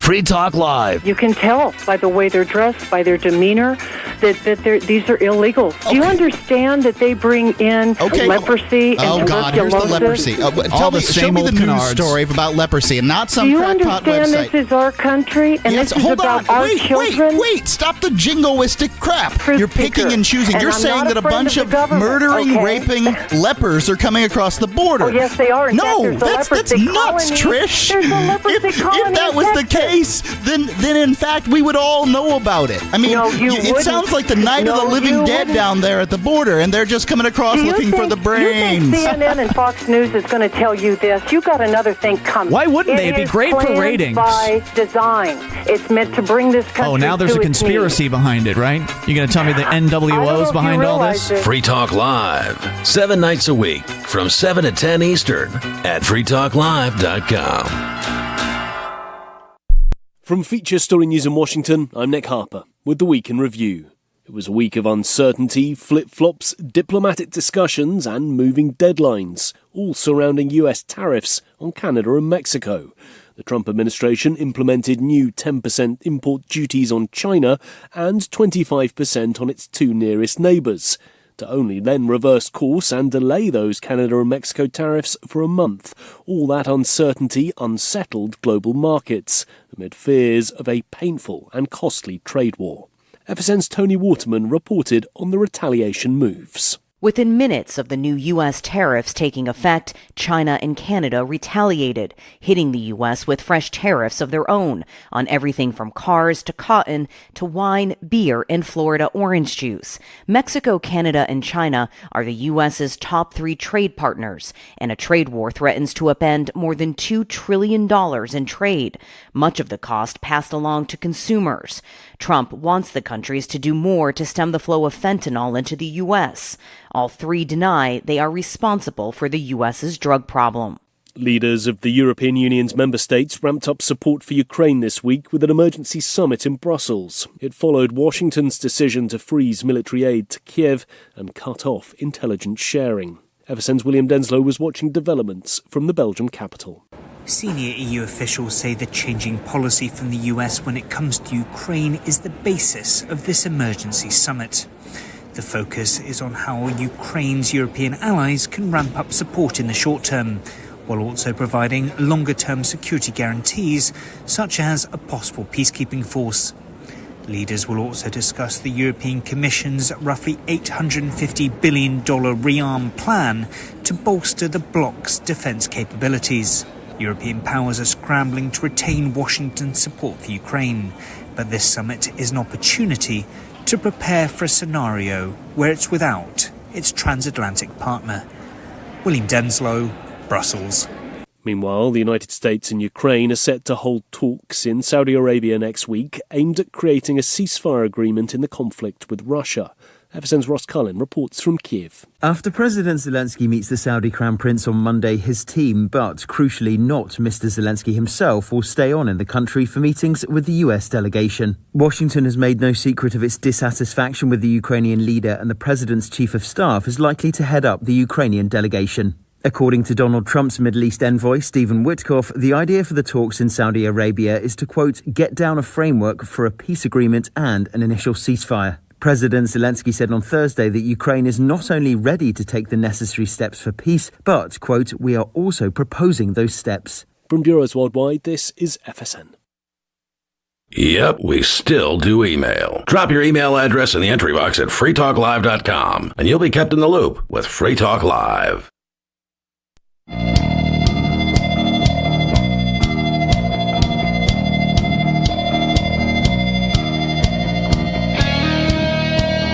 It is Free Talk Live. We're halfway through our second hour. We do 3 hours of radio every night that we're on, which is Saturdays and Sundays. We're glad you could join us. 603-283-6160 is the number to call. You can talk about whatever you like. I know we do have one call on hold, which may or may not be from New Mexico. There's a hint, Stu. Well, that's it's not either even, Sarah or David. Right. You've got two choices. Not really. We could potentially get a different caller from New Mexico. Potentially could. Potentially could. But generally speaking, it's a safe bet that it's going to be Sarah or David. This case, I'm going to spoil it. It's Sarah. Yeah, I figure. So who knows? We'll talk to her for a bit. And I do want to talk about this bill that passed in New Hampshire, again, talking about a crypto reserve. So the Shire wants to stack sats. We're going to the phones where we've got Sarah in New Mexico. Sarah, you're on Free Talk Live. Well, nice to talk with you. So what happened with just the weekends now? You had Mondays and Wednesdays and went out. Was it hard to keep up? Not for me, but I guess the powers that be at Free Talk Live World Headquarters decided that we would be a weekend show now. So that's okay. Yeah, corporate decision. Corporate. What are you going to do? Too many mucky mucks, and they're way too up the food chain from us. Mm-hmm.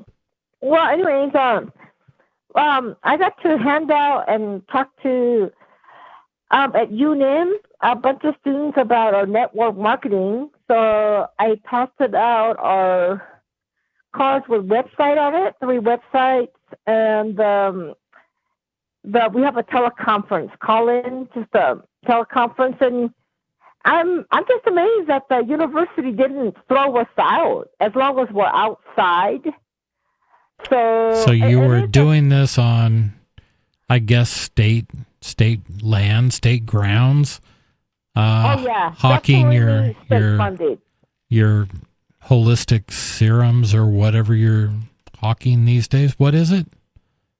Oh, it's got 3,000 products, and one of the things that I always bring up the network marketing is that it's not Amway. It's kind of similar to Amway, so that everybody thinks that it is Amway, but it's not. It's completely different name, right? Yeah, different. It's Anway with an N. Nanway. Yeah. Namway. Ramway. What the students like is our environmental quality. So I always have you heard about our environmental products? Oh, that's a smart angle to take because all the college kids have been indoctrinated hard into the environmentalism stuff. They like that. They think they like that. It's amazing.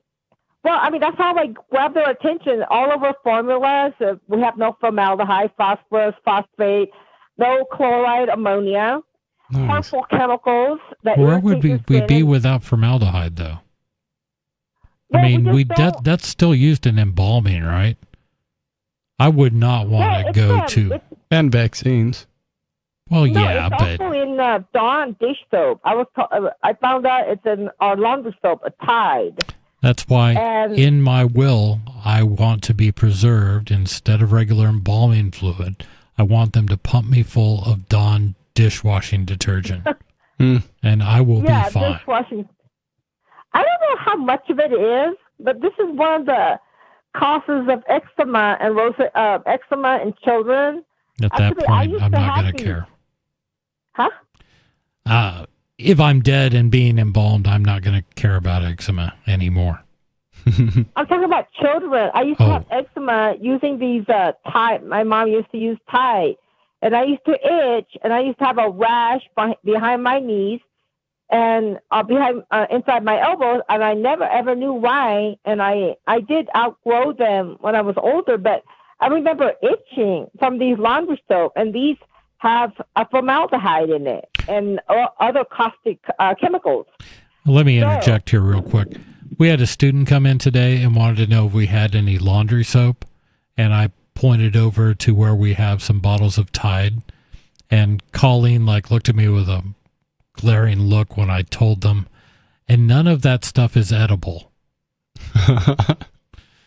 I don't know. Do college students, is the Tide Pod thing done and gone? I think it's a fair warning. Okay, so please continue. Yeah, the pod thing. I don't know about that, but the college, that college, everybody rides bikes.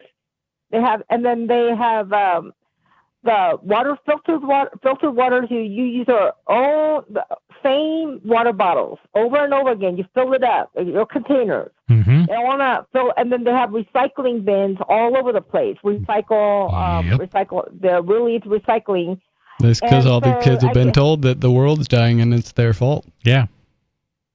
Well, it is not their fault, but they're going to be stuck living in it. The young people, they know they're going to be here, and whatever all the other older people that made all the bad decisions, now they have to suffer with it, and now it's their job to do something about it. They have to be living here. Yeah. I think life will continue, whether or not we drink out of plastic bottles. I think we could have a cleaner planet, but I don't. I agree, and I think that's a good thing. But I don't think it's my fault or Sarah's fault or the college kids' fault that things are so messed up. So you're saying it's my fault? No, I think it's DuPont's fault. Okay. Johnson & Johnson's fault. We could And make all an effort, and my emphasis on our company is that our products are concentrated. We put them in small plastic containers. We don't haul water. You could add your own water. Maybe you could come up with paper containers and sell even more of them. With paper straws. Well, I don't know about all that. Biodegradable and all of that. Yeah. Go super green. You should bring this up with the Nanway folks or something to do that. Well, I have used some of those straws, and it kind of worked fine, and it does kind of wilt away. But our thing is that you get your spray bottles, you could use it until the sprayer breaks, which means that you could fill it up maybe 10 times with water and the solution. You don't have to keep buying that new. Every time you buy cleaning, they make you buy the whole spray container. You don't have to do that.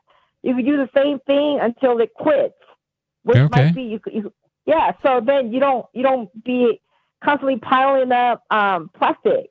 And the same formula, the normal size, what is that, like 1.5 gallons of the Tide, you get it in like a quart size, 1.5 quarts or something like that.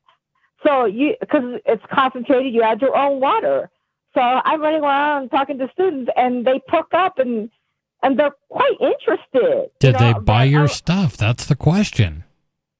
Here's the thing: is that nobody calls us. And if they do call in a teleconference, they're quiet as a mouse. You know what I mean? I mean, mouse. They all call in and they don't want to say nothing. That so-and-so, I heard so-and-so, so they told me about this. They don't say nothing. And we have all these eavesdrop callers that never declare who they are, who we invited.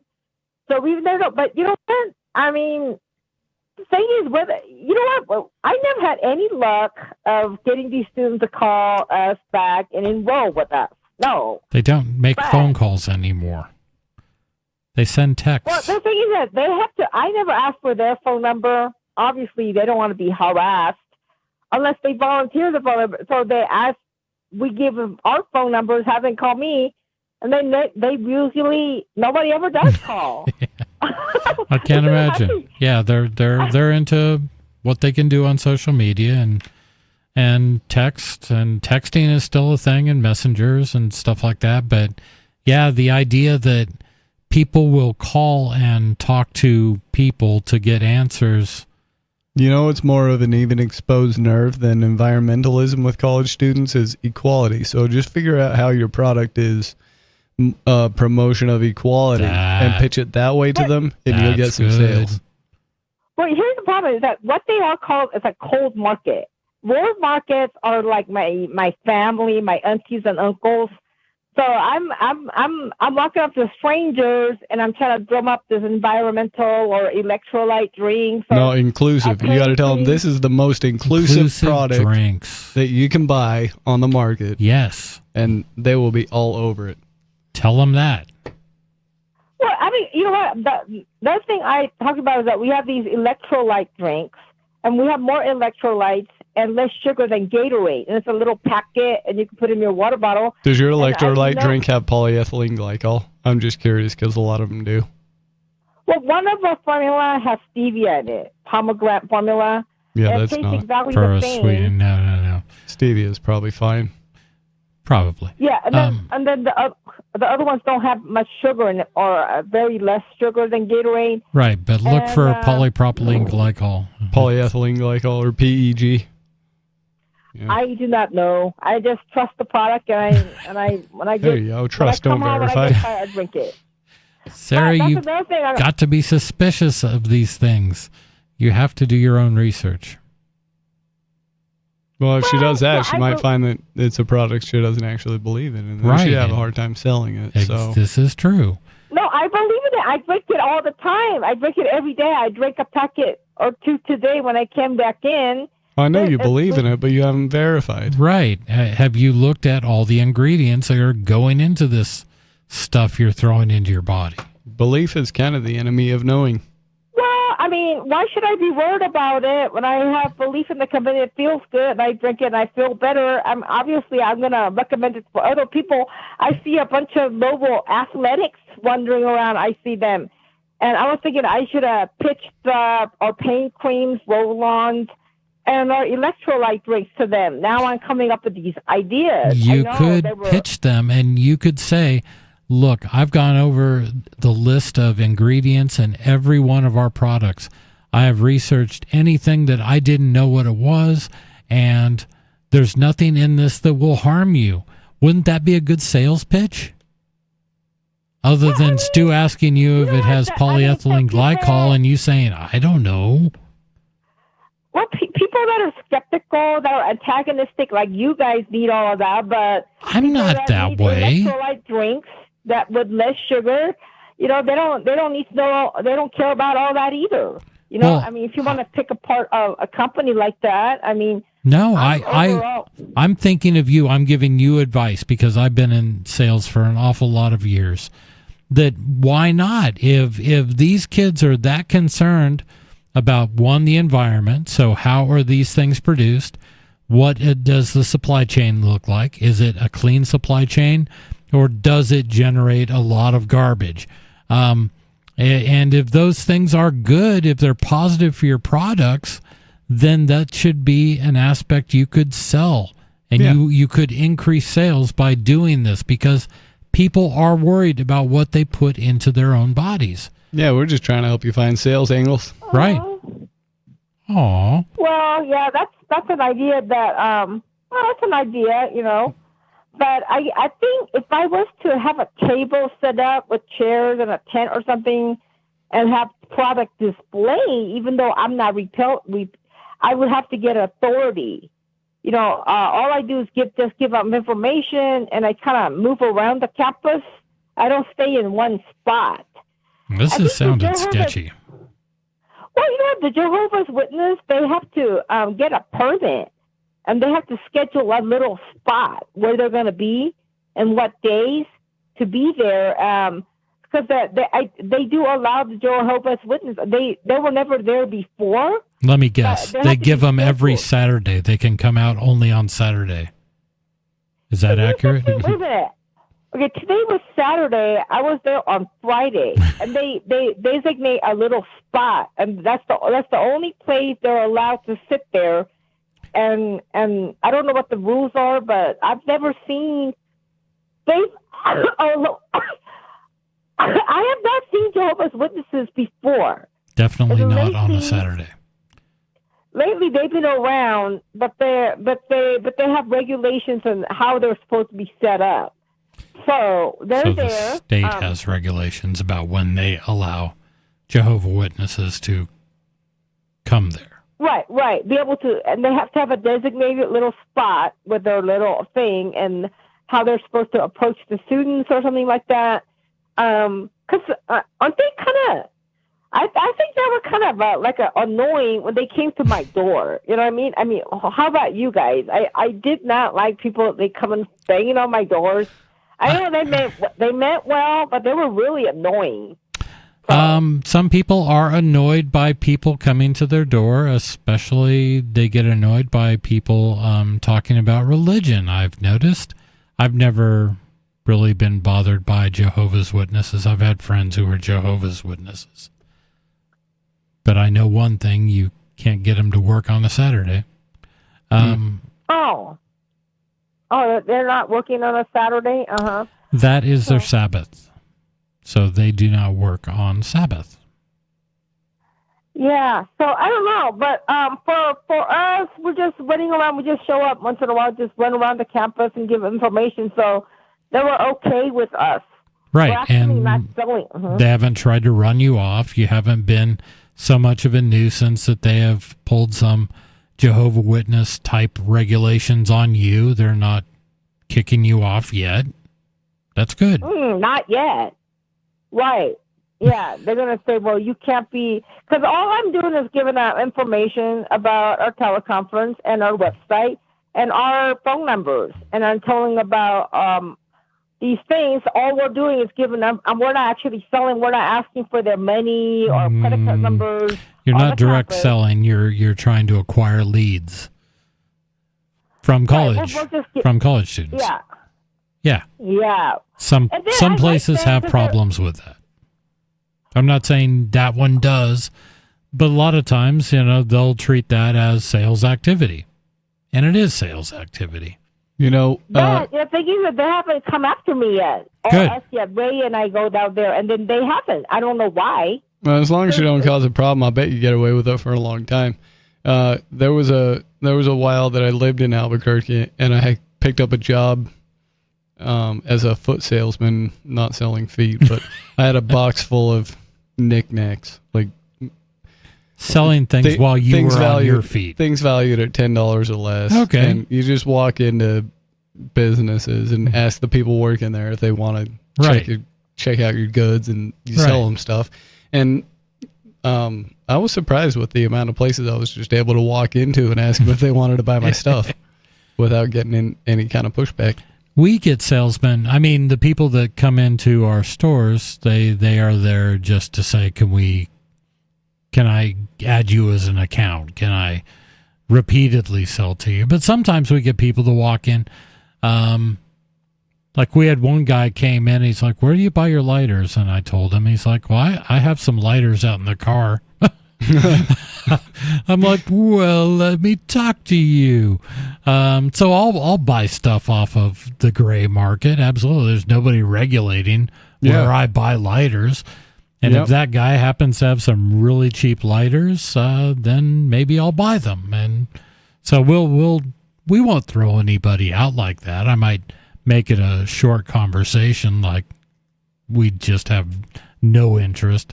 Yeah. Sometimes I'd walk into a place where I was sure I would not be welcome. I'd be in the way or a total annoyance. Right. But nope, everybody there is like, oh, let me see what you got. And they're like the highest sales places. Oh, that's crazy. Sarah, thank you so much for the call.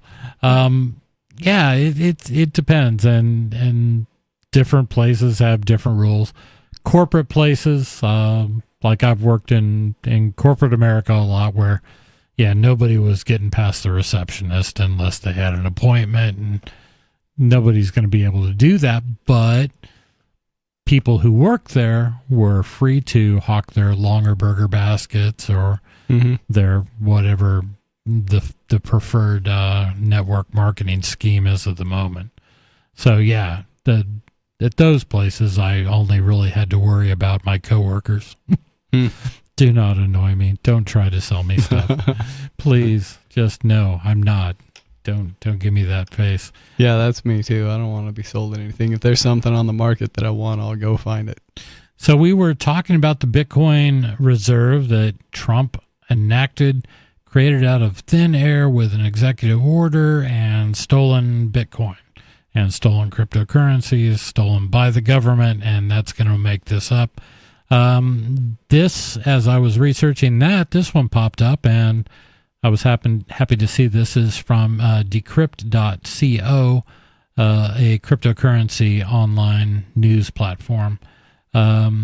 This is dated March 6th. New Hampshire Bitcoin Reserve Bill passes House Committee in landslide vote. New Hampshire's Bitcoin Reserve Bill advances, joining other states like Utah, Texas, and Arizona in exploring crypto for state finances. New Hampshire has become the latest U.S. state to push forward a Bitcoin Reserve Bill, joining the growing trend of integrating the digital asset into state finances. On Wednesday, the state's House Commerce and Consumer Affairs Committee passed House Bill 302 by a resounding 16-1 vote. The bill, which would allow the state treasurer to allocate up to 5% of public funds into Bitcoin alongside precious metals like gold, silver, and platinum, now moves to the House floor for consideration. On the national stage, President Donald Trump has thrown his weight behind the Bitcoin reserve movement. On Sunday, he announced his plans to create a U.S. crypto reserve with Bitcoin and Ethereum, quote, at the heart, unquote, of it. Introduced by Republican Representative Keith Amon, with co-sponsorship from Democrats Chris McAleer and Carrie Spear, HB 302 does not explicitly name Bitcoin, but notes how digital assets with market capitalizations of at least $500 billion would be eligible. Given Bitcoin's current market capitalization of $1.8 trillion, as per CoinGecko data, it's the only asset that qualifies under these criteria. Quote, we're tied to the U.S. dollar, whether we like it or not, but this would allow us to have the state invest a small portion into this uncorrelated new asset class, unquote, Amon told Decrypt in January. The New Hampshire move follows a broader trend in Bitcoin reserve legislation in states such as Utah, Texas, Arizona, and Oklahoma, where similar bills have been gaining momentum. Utah has made progress with its Blockchain and Digital Innovation Amendments Bill, which proposes up to 5% of state funds to be allocated to digital assets, with Bitcoin as a primary candidate, as it follows similar criteria as New Hampshire. Texas is advancing two Bitcoin-related bills, one for investing 1% of general revenue funds and another for handling Bitcoin donations and payments. Wow, you could pay your Texas tax bill with Bitcoin, maybe. Oklahoma House Government Oversight Committee passed HB 1203, the Strategic Bitcoin Reserve Act, by a 12-2 margin. Meanwhile, Arizona has already advanced its Bitcoin Reserve Bill, SB 1025, through the Senate Finance Committee.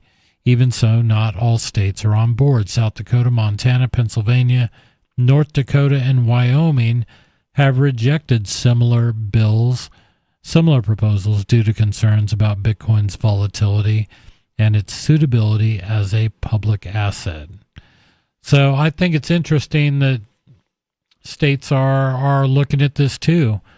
And I can't help but think, some of this is driven by fiscal irresponsibility at all levels of government.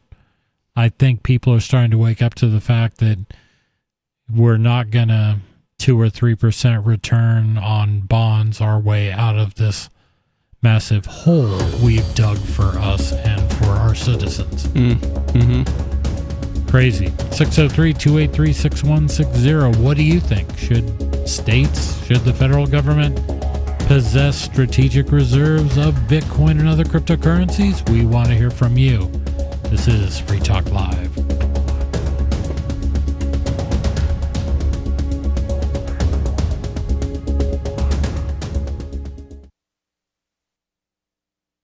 Hey, you are going to love the movie Victimless Crime Spree. It's hilarious, heartwarming, and carries a ton of inspiring freedom messages. Feeling down about the lack of liberty in your life?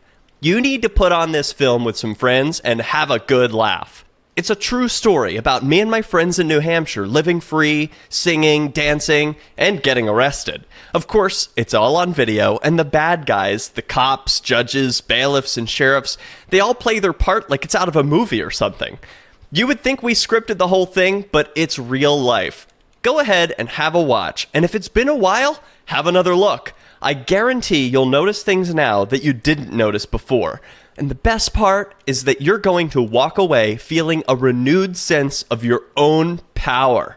You are the master of your destiny, and you will be free in your lifetime. Victimless Crime Spree. My name is Jacob Hornberger. I'm president of the Future of Freedom Foundation, which Congressman Ron Paul awarded for having an outstanding freedom website. Write us at fff@fff.org, and we'll send you a free 3-month subscription to our monthly journal of libertarian essays and our booklet, Economic Liberty in the Constitution, which George Mason University economics professor Walter Williams praised in a recent column.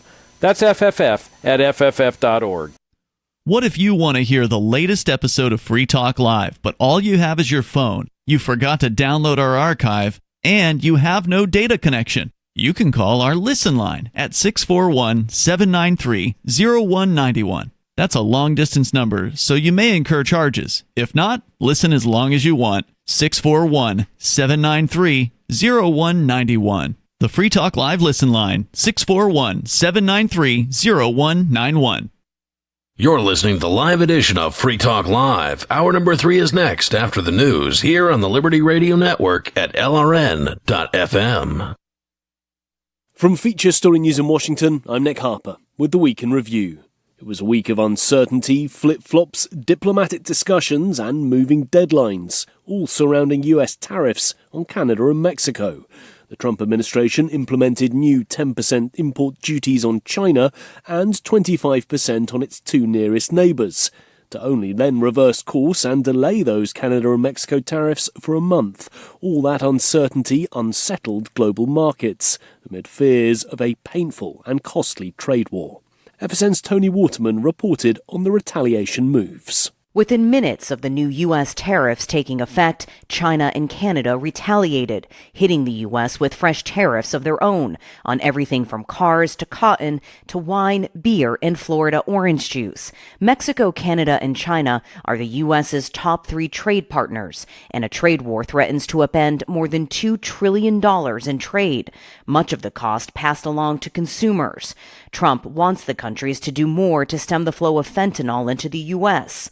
All 3 deny they are responsible for the U.S.'s drug problem. Leaders of the European Union's member states ramped up support for Ukraine this week with an emergency summit in Brussels. It followed Washington's decision to freeze military aid to Kiev and cut off intelligence sharing. FSN's William Denslow was watching developments from the Belgium capital. Senior EU officials say the changing policy from the US when it comes to Ukraine is the basis of this emergency summit. The focus is on how Ukraine's European allies can ramp up support in the short term, while also providing longer-term security guarantees, such as a possible peacekeeping force. Leaders will also discuss the European Commission's roughly $850 billion rearm plan to bolster the bloc's defence capabilities. European powers are scrambling to retain Washington's support for Ukraine. But this summit is an opportunity to prepare for a scenario where it's without its transatlantic partner. William Denslow, Brussels. Meanwhile, the United States and Ukraine are set to hold talks in Saudi Arabia next week aimed at creating a ceasefire agreement in the conflict with Russia. FSN's Ross Cullen reports from Kiev. After President Zelensky meets the Saudi Crown Prince on Monday, his team, but crucially not Mr. Zelensky himself, will stay on in the country for meetings with the US delegation. Washington has made no secret of its dissatisfaction with the Ukrainian leader, and the president's chief of staff is likely to head up the Ukrainian delegation. According to Donald Trump's Middle East envoy, Stephen Witkoff, the idea for the talks in Saudi Arabia is to, quote, get down a framework for a peace agreement and an initial ceasefire. President Zelensky said on Thursday that Ukraine is not only ready to take the necessary steps for peace, but, quote, we are also proposing those steps. From Bureaus Worldwide, this is FSN. The Gaza ceasefire agreement was in limbo this last week. Phase 1 expired last weekend with no clear path forward to move on to the second phase. US President Donald Trump threatened Hamas, telling the group it was their final chance to release the remaining hostages. US Special Envoy to the Middle East, Steve Witkoff, plans to travel to the region next week. FSN's Giles Gibson has this update from Tel Aviv. Speaking to reporters, Steve Witkoff did not reveal exact details about his trip to the Middle East next week, simply telling them that he'll visit 4 countries. The special envoy did confirm that the Trump administration recently held talks with Hamas, reversing a long-standing US policy of not negotiating directly with terror organizations, though he admitted the priority is Edan Alexander, who's believed to be the last living US citizen in captivity in Gaza. Witkoff insisted the aim is still to secure the release of all remaining hostages. No hostages have been released since the first phase of the ceasefire agreement expired last weekend. Giles Gibson, Tel Aviv. And with that Gaza ceasefire agreement looking precarious, the United Nations this week urged Israel to restart aid deliveries to the enclave. Israeli Prime Minister Benjamin Netanyahu announced that aid would be blocked, accusing Hamas of stealing supplies. FSN's Jody Jacobs sent this report from the United Nations headquarters in New York. The United Nations says the lives of thousands of Palestinians in the Gaza Strip hang in the balance, warning that an already catastrophic situation on the ground risks deteriorating even further unless the flow of aid resumes without delay. Humanitarians say if the blockade continues, at least 80 community kitchens may soon run out of stock. Thousands of aid trucks moved into Gaza under the first phase of the ceasefire deal, which started on January the 19th. And that was the Week in Review. That's Feature Story News. Nick Harper reporting. This is the Onion Week in Review. A Colorado man reminisced Monday about a simpler time when he only masturbated to still images on the internet. 36-year-old Timothy Barchuk, who now says he requires multiple streaming hardcore videos just to get excited, willfully reflected on the days of waiting for slowly loading images of naked women to appear. Look at this picture of Phoebe Cates. Sure, you can pull it up in 2 seconds now. Back in the old days, you'd have to wait for it to materialize on your screen pixel by pixel. It's not about her tits, which are nice, but it's about waiting for them. Nowadays, you can pull up 8 different videos of anal sex at once. Who cares? In local news, the person who will one day become the warlord ruler of what was once Nebraska is born in an Omaha hospital. And in other news, a man and woman get drunk and blow $30,000 in one night. A lonely college student calls up his mom to talk about Harold and Kumar, and another dead body is tossed on a heap somewhere. For more, visit theonion.com/newsbeat. This is the Onion News Network. Got Telegram? You can follow our channel there and discuss show prep with other listeners at telegram.freetalklive.com.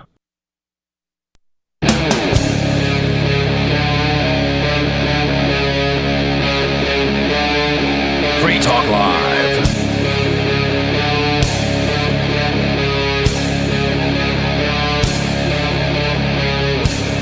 It is Free Talk Live, hour number 3. Thank you for sticking in there with us as we discuss what's going on, mostly in the crypto world, but we've had some callers. And, heck, we had a Skeeter call. I mean, that you could pretty much, if he would, you could do an entire show that was nothing but one long Skeeter call. Yeah, I'm sure he would be perfectly happy with that. And We will not do that to you, I promise. In studio, it's Chris. And Stu. And again, hour number 3, we've got another hour. So if you want to get on the radio and change the subject, give us a call again, 603-283-6160. So what's going on in China? Well, somebody is trying to warn us all about mind control. I got a story here from Cointelegraph. Headline is Chinese Ethereum holder spends $6.8 million to warn against mass mind control. A Chinese programmer sent about $6.8 million in Ethereum to burn addresses and donations, claiming corporations were using mind control technology to enslave people. This man transferred more than 2,553 Ethereum worth $6.8 million to various addresses, including a burn address and WikiLeaks donations, while claiming that Chinese entities and corporations are controlling people with mind control technology and devices. That's absurd. And it seems absurd, but I buy things off Temu and... Yeah. On February 17th, an Ethereum investor named Hu Lezhi transferred 500 Ethereum to a null address associated with token burn events. This unusual transfer of funds was flagged by crypto intelligence and trading platform Arkham. Further investigation from Cointelegraph found that Lezhi made 16 high-value transactions to various addresses, including WikiLeaks donations, Ethereum Foundation, and a few unlabeled and burn addresses. This was just to get his statement out there. Yep. That corporate China and he doesn't say China, he just says corporations and companies. Each of the transactions contain on-chain messages. For anybody who doesn't know, if you send a crypto transaction, there's a note field where you can attach some text to your transaction. Like the first transaction on Bitcoin, I think, has some notes from Satoshi about. He included the headline from the Times in London stating that the Chancellor was going to spend a bunch of money bailing out more banks. Yeah. Yeah. Yep. So it was that note field that this guy was using to make the claim that Chinese companies and entities were using brain-computer weapons to persecute employees and turn their victims into puppets or complete slaves to the digital machine. Interesting. Lezhi describes himself as a computer programmer who recently realized that he had been monitored and manipulated his entire life. The people controlling his mind had intensified their harm toward him since that realization, he claimed. To the point where he gave away $6.8 million. I guess so. Among other things, he specifically blamed Kuwande Investments Chinese CEOs Feng Jin and Zhu Yuzi, accusing them of using brain-computer weapons to persecute employees. Lezhi claimed that the CEOs' minds were also controlled by the same technology. The transfers began on February 10th and were spaced out till February 17th, many with a common message. The message read, "There is a new mode of crime in which the victim is gradually deprived of his senses of desire until he becomes a complete slave to the digital machine. And if one day I become a victim of the final stage, I will leave the world." In total, Lezhi gave away 2,553.25 Ethereum to highlight his message. It had a market value of $6.86 million as of February 18th. So this is... A lot of people would hear this story, would read the headline, Cointelegraph, well known in the crypto industry as a news source, and just dismiss it out of hand. And there was a time when I would have dismissed this out of hand. You know what I mean? That's crazy talk. But the more things I say are crazy talk end up coming true, I'm not so quick to dismiss things as crazy talk. I want to research this. I want to find out everything I can about it. Yeah, with the amount of times that Alex Jones has turned out to be right, you're probably better off not dismissing wild claims until you at least look into it. This is interesting. This isn't the first time I've heard the claim of, like microchips being injected in people, and right.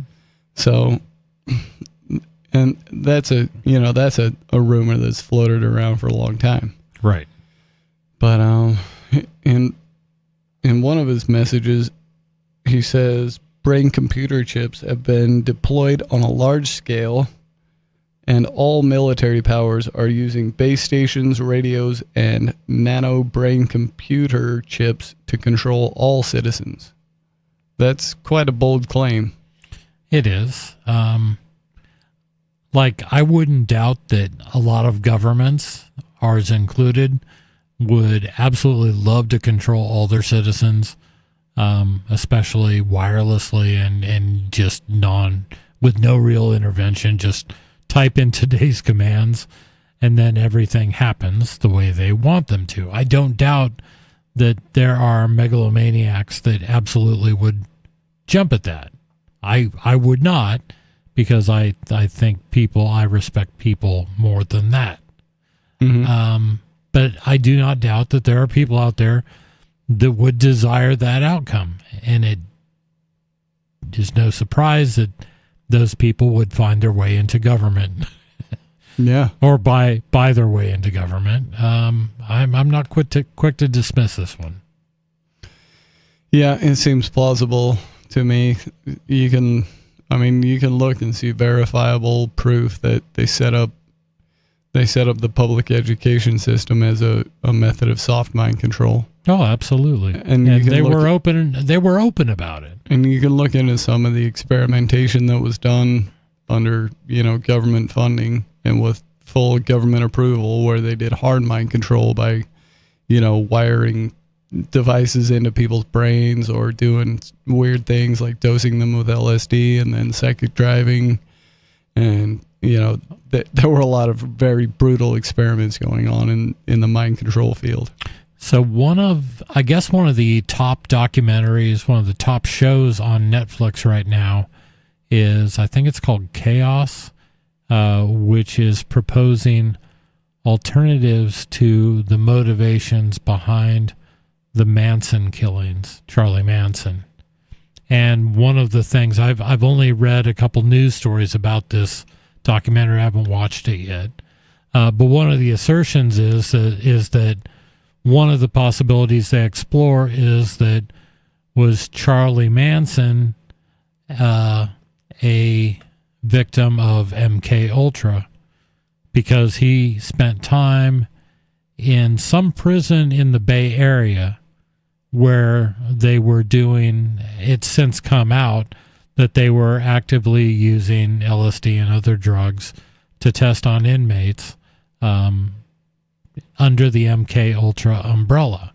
Mm-hmm. Which MK Ultra, for those of you who haven't heard of it, was an official government program where they used, it covered a lot of, I would say, esoteric methods of gaining access to information or to be able to control people. One of the ways they did that was to give them doses of LSD unknowingly. And in one of the most famous cases, a gentleman from Frederick, Maryland, was dosed and jumped out of a window and out of a skyscraper in New York. Or was thrown out. But whatever the case was, he died. Mm-hmm. He was definitely thrown out of that window. Was he? Yeah. Yeah, I know that guy's, I know his son, believe it or not. Last name was Olson. And his son in the 80s and 90s was still trying to get to the bottom of what happened to his father. Yeah, I bet. It really bummed him out, needless to say. So the government does things like this. The U.S. government has done all kinds of heinous things. And if the possibility were there to able to enact control over people they wanted control over by any means necessary, would I put it past the realm of possibility that some government, the Chinese, the Americans, the British, somebody wouldn't do this? Of course I wouldn't. No, they don't have any moral hurdles they have to get over. They're fine with all of that. They would absolutely scoop it up. Like when they asked Madeleine Albright, what she thought of 500,000 Iraqi children dying for a stupid war, and she's like, "Oh, we think it was worth it." Yeah. And these people they're not going to feel bad for having done some 500,000 innocent children, innocent people dying was perfectly acceptable. Yeah. That's heinous.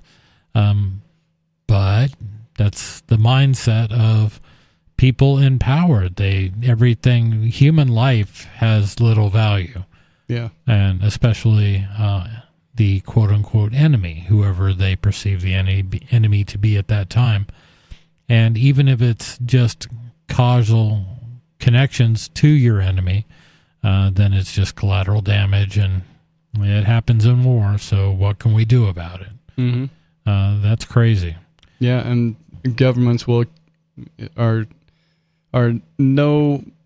they have no bigger problem considering their own citizens as collateral damage than they do foreign citizens. Absolutely. And for example, Operation Sea Spray, where the United States government went ahead and just sprayed a bunch of bacteria on, I think this was San Francisco, and they said, "Oh, don't worry, it's mostly harmless," but people actually died from that stuff. And mostly harmless. Yeah, mostly harmless. I think only 2 or 3 people actually died from that spray, and probably a couple thousand people got sick.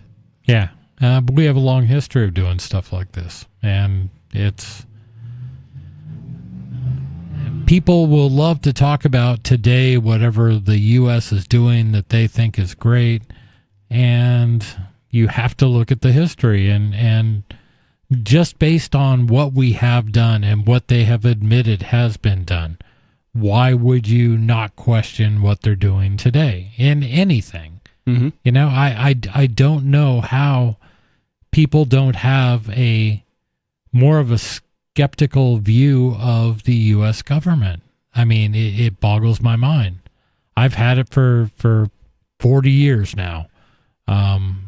Why aren't you skeptical of what they are doing? Yeah, after seeing what Woodrow Wilson did, how can anybody think that our government would not sell us downstream in a heartbeat?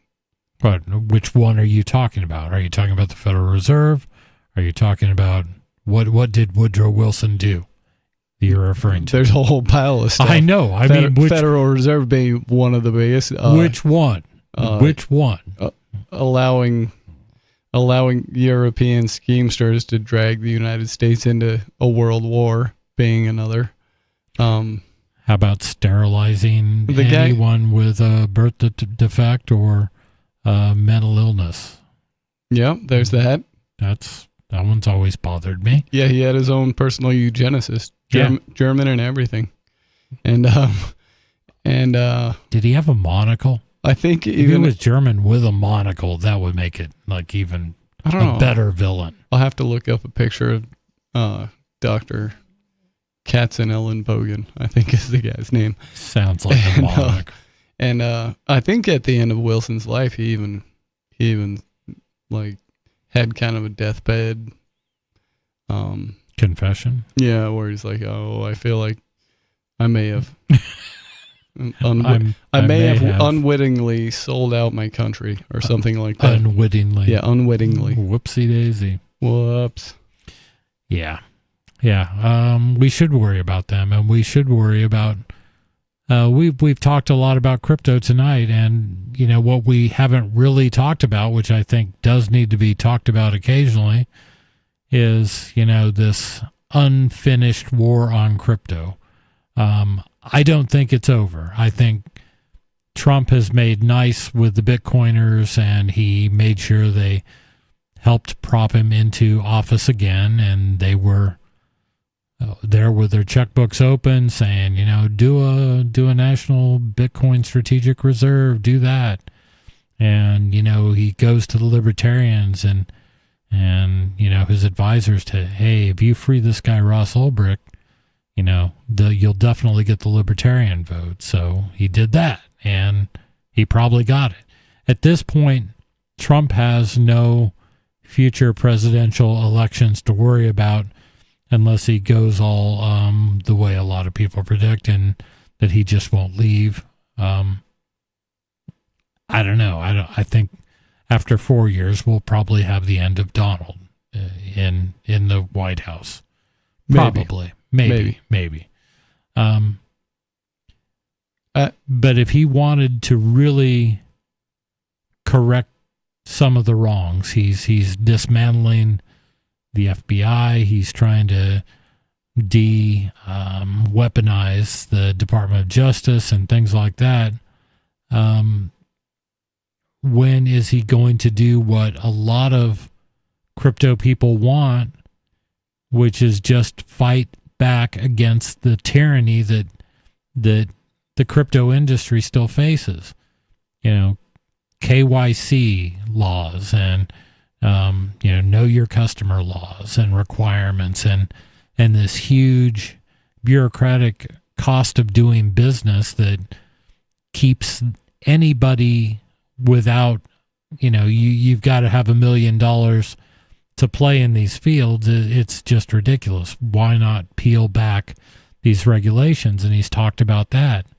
And how about going back and looking at some of the people that were victims of the war on crypto, some of the people that went to jail or are being prosecuted right now, the Roger Veers of the world, who is being sued, trying to be extradited to the United States because they say 10, 12 years ago, he renounced his citizenship. He left this country. He attempted to do everything possible to make sure his tax bills were paid, hired lawyers, hired accountants, took their advice, and now the government brings a case against him saying he owes $50 million. Where is the justice for a Roger Ver? Or where is any justice for a Roger Ver? Ian Freeman, longtime talk show host of this program, Free Talk Live, was taken down because they said he ran an unlicensed money transmitting business for doing nothing more than putting up wanted ads and selling Bitcoin. Yeah, that doesn't seem like there's, that creates much of a victim. Yeah. Joe Roats, Dragon Chain, he's under attack. These are all cases of just using the weight of government to try to erase anyone who has been influential in cryptocurrencies. And, Ian and Mark were the first two journalists who really talked at length about Bitcoin in 2010. And this was when it was a year old. What Ian and Mark were talking about on the air ended up getting heard by Roger Ver, also known as, in many circles, as Bitcoin Jesus. And Roger was the biggest advocate for crypto, for Bitcoin, when Bitcoin was in its formative years, and really pushed and helped found a dozen companies that are still around today. So Ian is crucial to people hearing about Bitcoin in the first place. Ian and Mark. I mean, this is in the history. The people that told me about Bitcoin heard about it from Free Talk Live. Yeah. There's a good book out there by, I can't remember the author's name, called Digital Gold. It's basically a history of Bitcoin. And they kind of go back to, there was a Wired article that made a little bit of rumbling, but it never gained widespread knowledge in Silicon Valley until Free Talk Live, until Roger Ver started handing out USB sticks with an episode of Free Talk Live on it with Mark and Ian talking about Bitcoin. And the thought that Ian is facing 8 years in prison, he's probably done with about a year right now, an 8-year sentence for not filling out paperwork. Non-existent paperwork at that. Right. For the most part. Yeah. It was horrible. And the fact that they would raid homes and raid businesses on these loose allegations of doing something that's pretty crazy. Have something to sell, you offer it for sale, somebody else agrees to pay the price you're asking for it, they pay you, and now you are a crime. Yeah. You're committing a crime. Yeah, these people have been investigating Ian for years previous, and they were gonna, I have a suspicion they were going to charge him with something, and it didn't matter what. Right. And so that's what they found they could easily charge him with. Yeah, absolutely. That's my suspicion. Right. And it's hardly a suspicion. It's pretty accurate. 603-283-6160 is the number. Give us a call. This is Free Talk Live.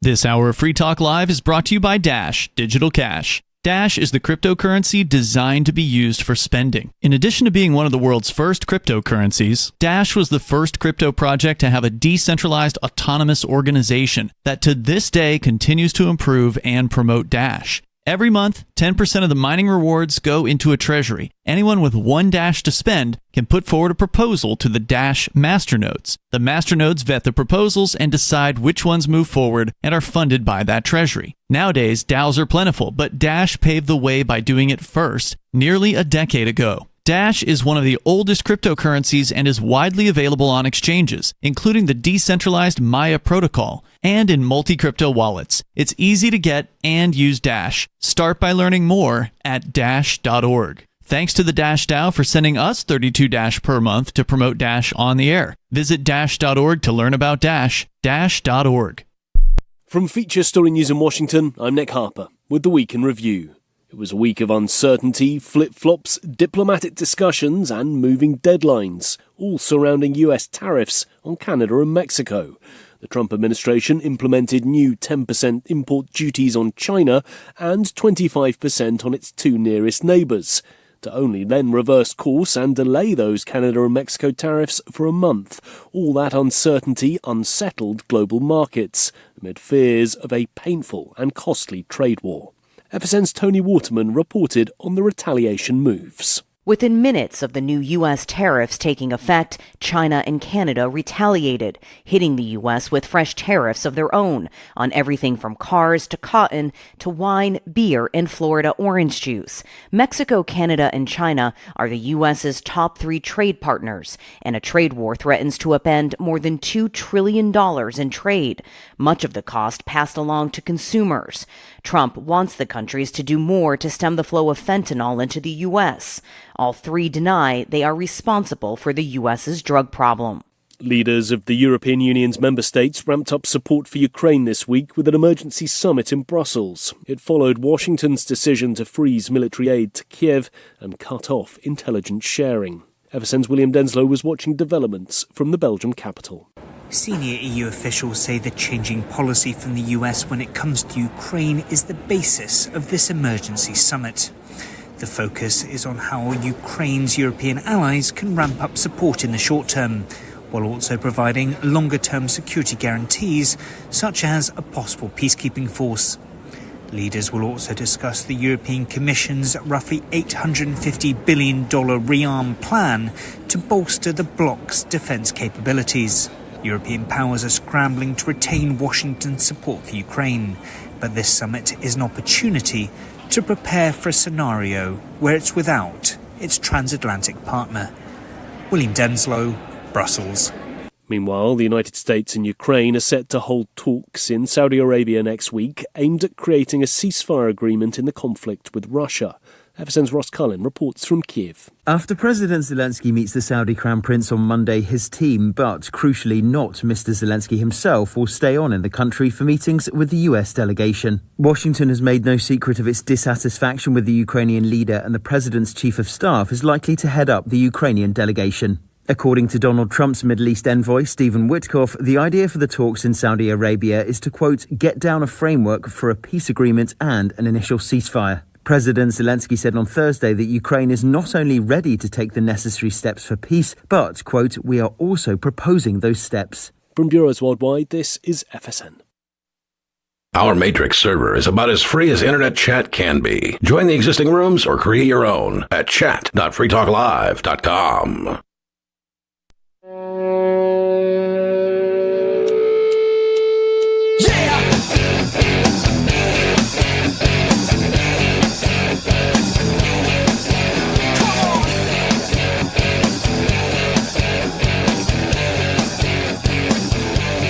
It is Free Talk Live, hour number 3, and you want to call. I know you do. The number to call is 603-283-6160. Bring up whatever you want. This is Open Phones Radio, the way it should be, the way you always wanted it to be. None of this, I only have to get past the call screener. I've got to do that first. I have to bring up the topics that they're talking about. I have to weigh in on what they're saying. None of that. You absolutely can. You can call up and talk about that, or you can change the subject. We can talk about whatever you like. Again, 603-283-6160. And we've got calls already on the phone. Going to David in New Mexico. David, you're on Free Talk Live. First of all, stop calling them your government, because the entity that is supposed to be your government is not currently and hasn't for a long time been used as your government. You've allowed people who want to be criminals and have successfully done that to occupy the positions of your government. And so it is at this point just a continuing criminal enterprise is all that it is. There should be no pretense that it is your government, because it's not. Good point. Thank you. And do you think that Trump will follow through with the noises that he has been making, hinting at eliminating the criminal organization known as the IRS and the associated income tax? Yeah. It's possible. I like hearing those things. He's a politician, so I have very little faith that that will actually occur. But he has been kind of going down his checklist of things he wants to do, so who knows? Whenever he does, if you get everybody on a UBI and a CBDC, then an income tax kind of becomes useless, obsoleted right, anyway. At that point.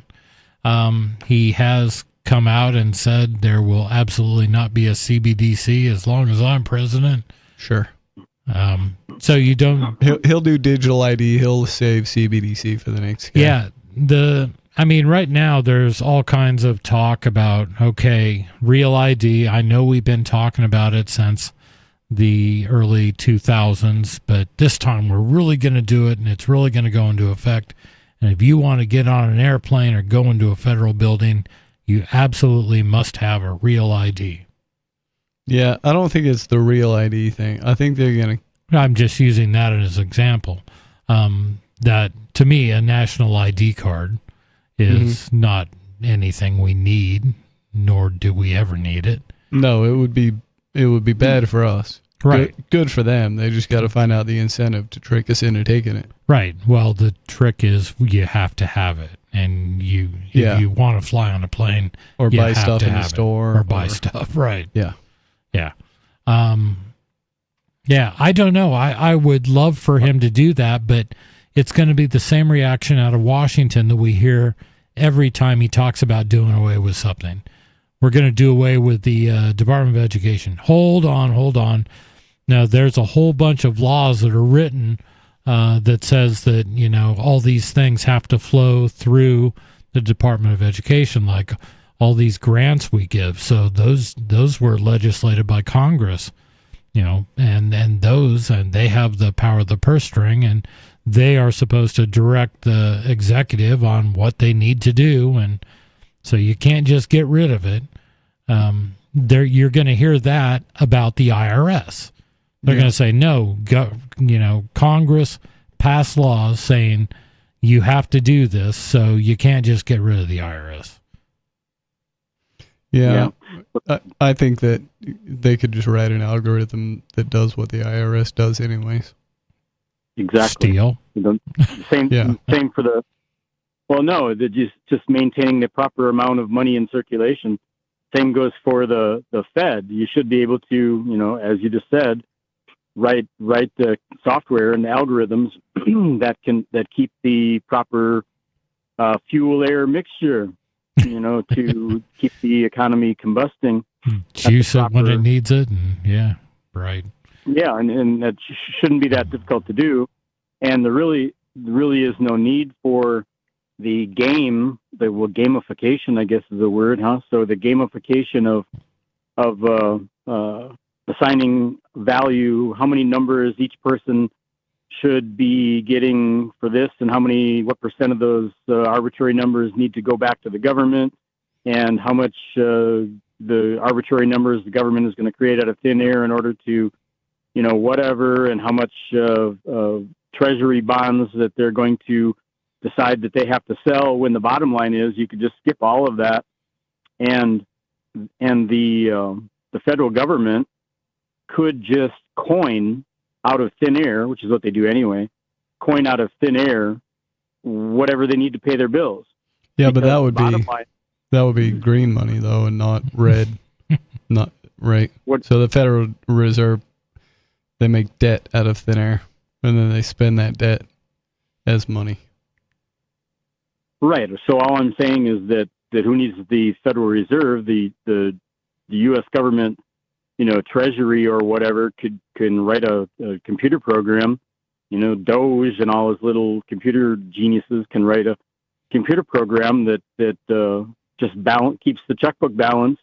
And whenever they need more numbers, you just create them out of thin air, because the whole thing runs on the full faith and credit of the American people. It's all based on your productivity, your work, and the things that the goods and services you create, and your intrinsic value. And I think it was a true statement back at the beginning of the country that I think they knew that they could pretty much just print up whatever money they needed, within reason, obviously. Once they got to a point, yeah. Yeah, but the federal government back then was, I've heard it written in historical documents that back in the early 1800s, if you walked up to the door of the White House and knocked on the door, half the time it would be the president that came to the door and greeted you. I believe that. Yeah, and so the point is that the federal government was, 1,000th or a 10,000th of what it is now, and their need for money was relatively modest, and therefore they could literally just print up whatever that they needed to run the federal government, and assign it to the American people to pay that debt, which they ended up paying through very tiny excise taxes and tariffs. Yes, excise tariffs, duties, all those things that were the normal course of commerce. That's what paid for things, and right. The government didn't have big needs. But once we got the Federal Reserve, everything, the lid came off. There was no point in being fiscally prudent anymore. Look at what we did after after we created the Federal Reserve, I say we, I wasn't really alive in 1913.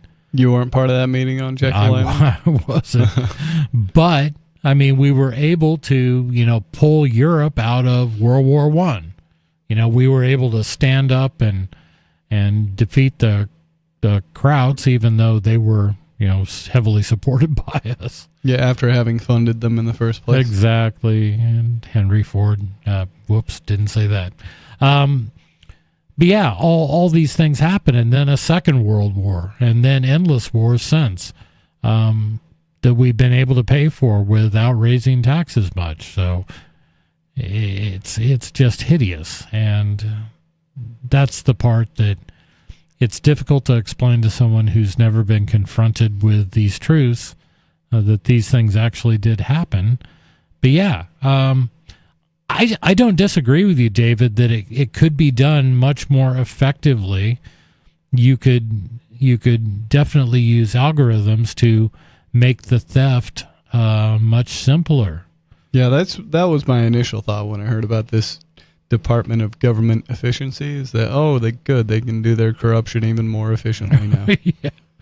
I don't doubt that corruption will go away. What do you think, David? Are you do you see good things coming out of this? When they're talking about axing whole departments of the federal government, I can't help but think that's a good thing. What are your feelings? Yeah, the short answer is yes, and the easiest way to arrive at that, I think, is just to compare what's in process right now, and then go back 6 months or a year or 2 years or 3 years or whatever, and compare it to what was in process or in effect then, and I don't see how you argue we're in a worse position now than we were then. Right. There was never any talk about reducing the size of any part of the federal government during Biden. Was there? Right. I mean, could you name one? It doesn't. I don't even try, because it doesn't matter, because by observation, I mean, their actions speak louder than their words, and everything that was going on made it clear that we're going down the road to hell. And it doesn't matter what they say, so why listen? Yeah. I get that sentiment. Well, it's not even a sentiment, it's just fact. I mean, yeah. It's fact that if you just watch the news that you get as corrupted as it is, you're not even getting all of the facts. You're getting, the tip of the iceberg, a few percent of the entire thing of what's really going on. But just that little bit that you get is enough to convict them in a court of law. So, but that'll never happen. Well, it'll never happen until you make it happen. It's right there in the directions. Right at the beginning, the biggest three words: "We the people." But apparently, y'all don't believe it. You thought they were just BSing you when they wrote that down. They didn't really mean it. And what you're forgetting, though, is that it's not up to the government to enforce those documents. It's up to you. Yes. So, why would the government limit their own power if you're not going to enforce it, that they do abide by those founding documents? Hold their hands to the fire. Well, I asked them what they thought about me going and just doing an alteration or abolition, and they didn't seem keen on the idea. They got a little miffed. A little hot under the collar. Yeah. Yeah, I get your sarcasm, but I don't get is there more there than just sarcasm? I guess I would just ask, like, what do you have any good strategies for it's not one thing, and we the people are actually kind of doing it or beginning to do it. You just collectively, you have to put the squeeze on them. Yeah. You just tell them no. I mean, there's many different things. 1 million people showing up in Washington D.C. and not saying a word and just standing there, not going anywhere, not doing anything, not carrying any signs. Yeah, I think that's a great answer. I think no is it might be the most powerful word that a human can use, and isn't used in the face of authority nearly often enough. Right, and they keep the moat with alligators between you and them, right? I mean, you can't actually go talk to the president. You can't actually go. You really can barely even really talk to your federal representatives, and so they keep the moat there. But those people, they might decide what the law is going to be by their votes and whatever regulations they write, but they're not the enforcers, right? They got to send somebody out to enforce it. And whenever I run into those people, I don't take any S from them. I know which means, in my case, it's just, who do you run into that's an enforcer? The most obvious one are the cops, whether they're city, county, state, or feds. And then other enforcers are, that they're at the MVD, they're either going to give you the document you need or they're not. Yeah. They're either going to take your money and give you that document or they're not. The license plate, the driver's license, the whatever, your insurance agent, they're either going to give you that card, take your money and give you that card or not, whether or not you should be required to buy it. And you just squeeze the enforcers because they're just people, dude. And after a while, they can't take it, and they start to yield. They start to crack. Like cops. I can't tell you how many cops I've cracked just by using that, using that technique, just subtly squeezing them with everything that you have. And I'm not talking about beating on them. Obviously, you don't get away with that. I could kick the ass of half of them that I run into, but I'm not allowed to, am I?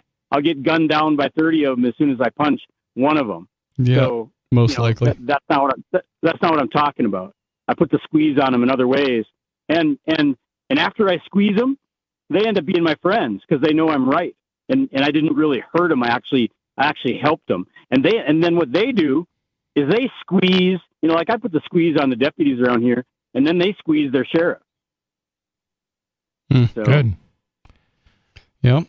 Anything. And I'm just one guy. If the rest of you would do, I know Free Talk Live, Free State, you guys are putting a squeeze, but you're doing it actually the way that you guys do it is a little more hostile than what I do. Come on.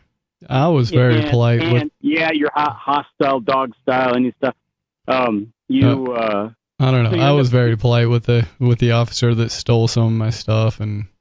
Yeah, but I'm not talking about you. I'm talking about Free Talk Live and Free State Project and whatever other things with names that are not your name. Your name that's on your ID, on your birth certificate, on your whatever. I'm not talking about people, individuals. I'm talking about collectively. Mm-hmm. And so the tactics that are used, as I see them, I'm not there, but just whatever I can view and hear about are a little bit more adversarial.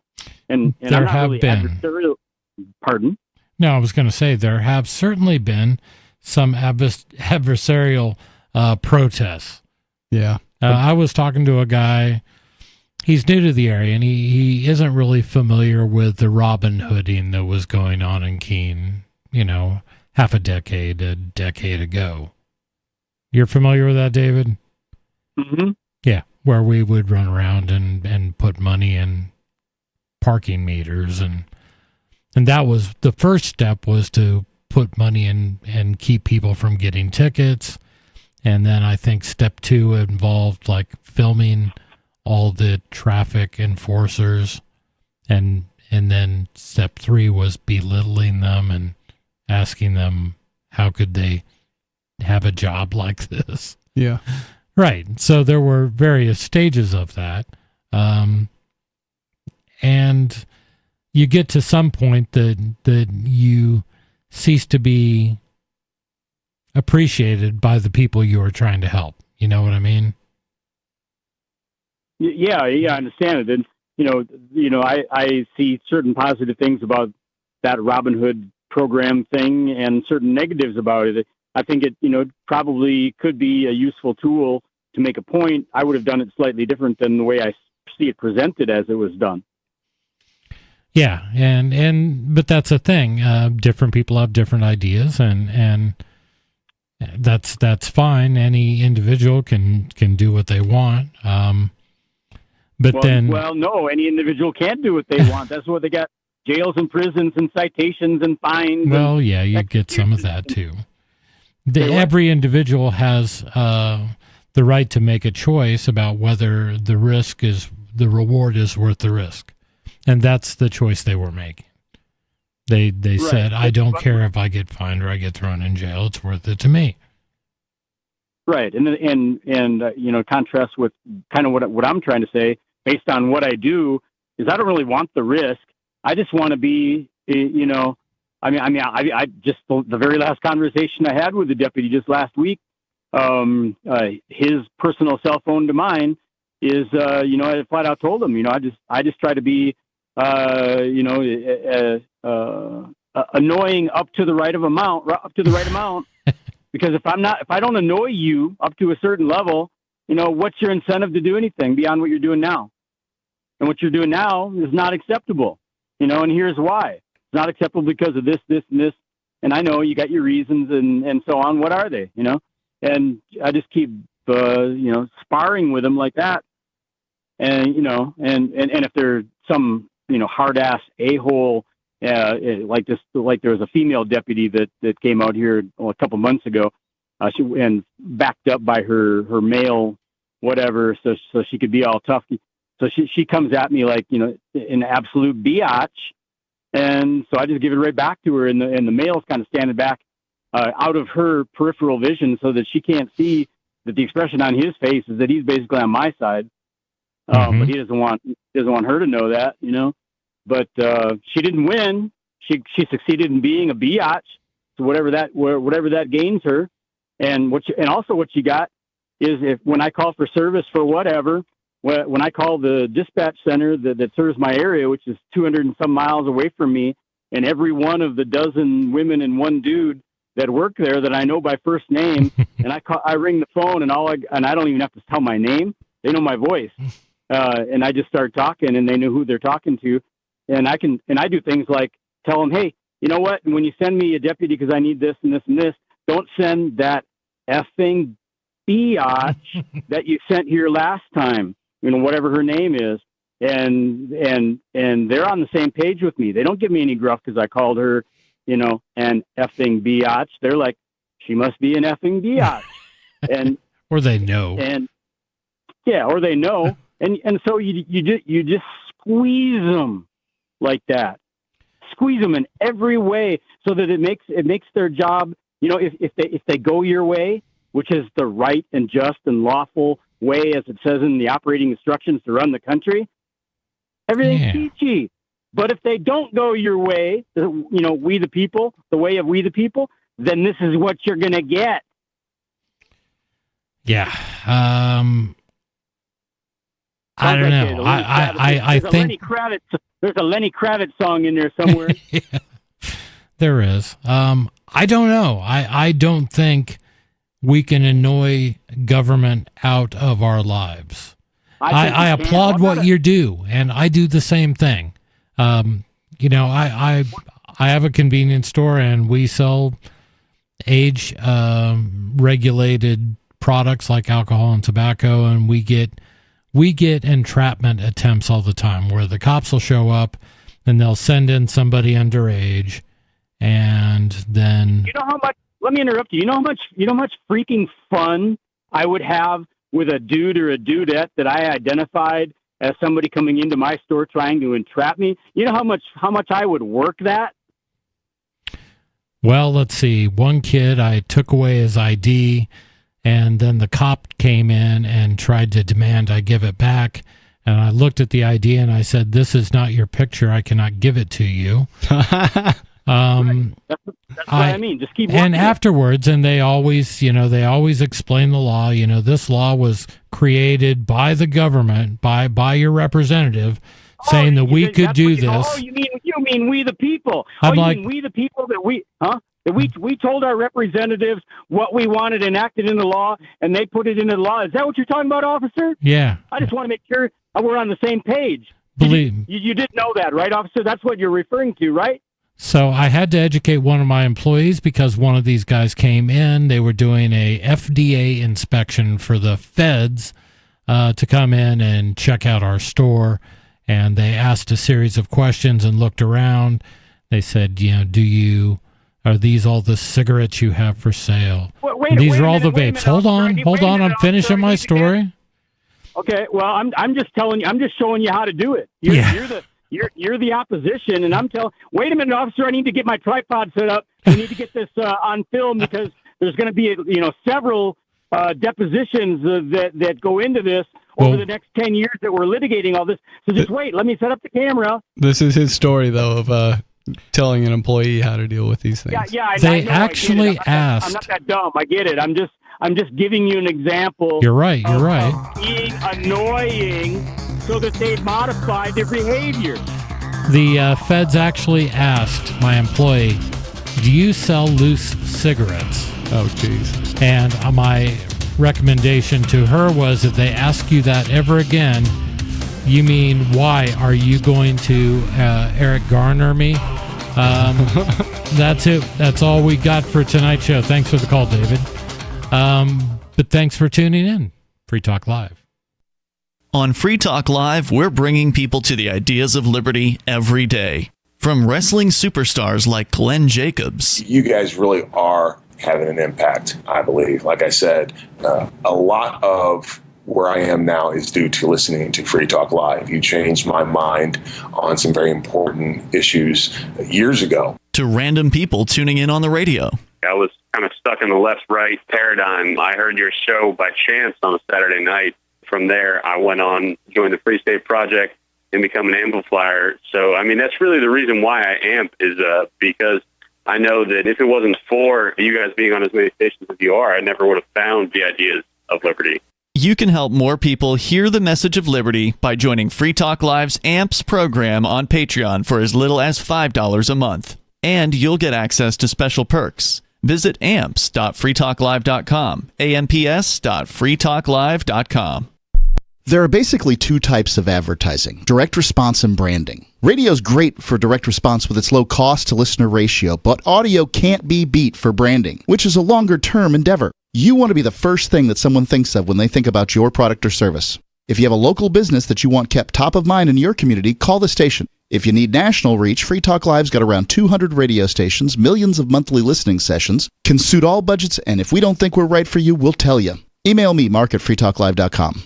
Tired of cancel culture? Sick of mega tech corporations holding an axe over your head? Join the LRN.FM Matrix chat server. It's self-hosted, so no one else can tell us what to do or say. Don't like the existing channels? You can make your own. You can even connect into some of our channels from other Matrix servers. It's federated. For the full LRN.FM Matrix experience, though, you should join our server via the step-by-step instructions at chat.lrn.fm. chat.lrn.fm. Coming up next after the news, Hour 1 of the latest episode of Free Talk Live here at listen.freetalklive.com. From Feature Story News in Washington, I'm Nick Harper with the Week in Review. It was a week of uncertainty, flip-flops, diplomatic discussions and moving deadlines, all surrounding US tariffs on Canada and Mexico. The Trump administration implemented new 10% import duties on China and 25% on its two nearest neighbours, to only then reverse course and delay those Canada and Mexico tariffs for a month. All that uncertainty unsettled global markets amid fears of a painful and costly trade war. FSN's Tony Waterman reported on the retaliation moves. Within minutes of the new U.S. tariffs taking effect, China and Canada retaliated, hitting the U.S. with fresh tariffs of their own on everything from cars to cotton to wine, beer, and Florida orange juice. Mexico, Canada, and China are the U.S.'s top three trade partners, and a trade war threatens to upend more than $2 trillion in trade, much of the cost passed along to consumers. Trump wants the countries to do more to stem the flow of fentanyl into the U.S. All three deny they are responsible for the U.S.'s drug problem. Leaders of the European Union's member states ramped up support for Ukraine this week with an emergency summit in Brussels. It followed Washington's decision to freeze military aid to Kiev and cut off intelligence sharing. FSN's William Denslow was watching developments from the Belgium capital. Senior EU officials say the changing policy from the US when it comes to Ukraine is the basis of this emergency summit. The focus is on how Ukraine's European allies can ramp up support in the short term, while also providing longer-term security guarantees, such as a possible peacekeeping force. Leaders will also discuss the European Commission's roughly $850 billion rearm plan to bolster the bloc's defence capabilities. European powers are scrambling to retain Washington's support for Ukraine, but this summit is an opportunity to prepare for a scenario where it's without its transatlantic partner. William Denslow, Brussels. Meanwhile, the United States and Ukraine are set to hold talks in Saudi Arabia next week aimed at creating a ceasefire agreement in the conflict with Russia. FSN's Ross Cullen reports from Kiev. After President Zelensky meets the Saudi Crown Prince on Monday, his team, but crucially not Mr. Zelensky himself, will stay on in the country for meetings with the US delegation. Washington has made no secret of its dissatisfaction with the Ukrainian leader, and the president's chief of staff is likely to head up the Ukrainian delegation. According to Donald Trump's Middle East envoy, Stephen Witkoff, the idea for the talks in Saudi Arabia is to, quote, get down a framework for a peace agreement and an initial ceasefire. President Zelensky said on Thursday that Ukraine is not only ready to take the necessary steps for peace, but, quote, we are also proposing those steps. From Bureaus Worldwide, this is FSN. The Gaza ceasefire agreement was in limbo this last week. Phase 1 expired last weekend with no clear path forward to move on to the second phase. US President Donald Trump threatened Hamas, telling the group it was their final chance to release the remaining hostages. US Special Envoy to the Middle East, Steve Witkoff, plans to travel to the region next week. FSN's Giles Gibson has this update from Tel Aviv. Speaking to reporters, Steve Witkoff did not reveal exact details about his trip to the Middle East next week, simply telling them that he'll visit 4 countries.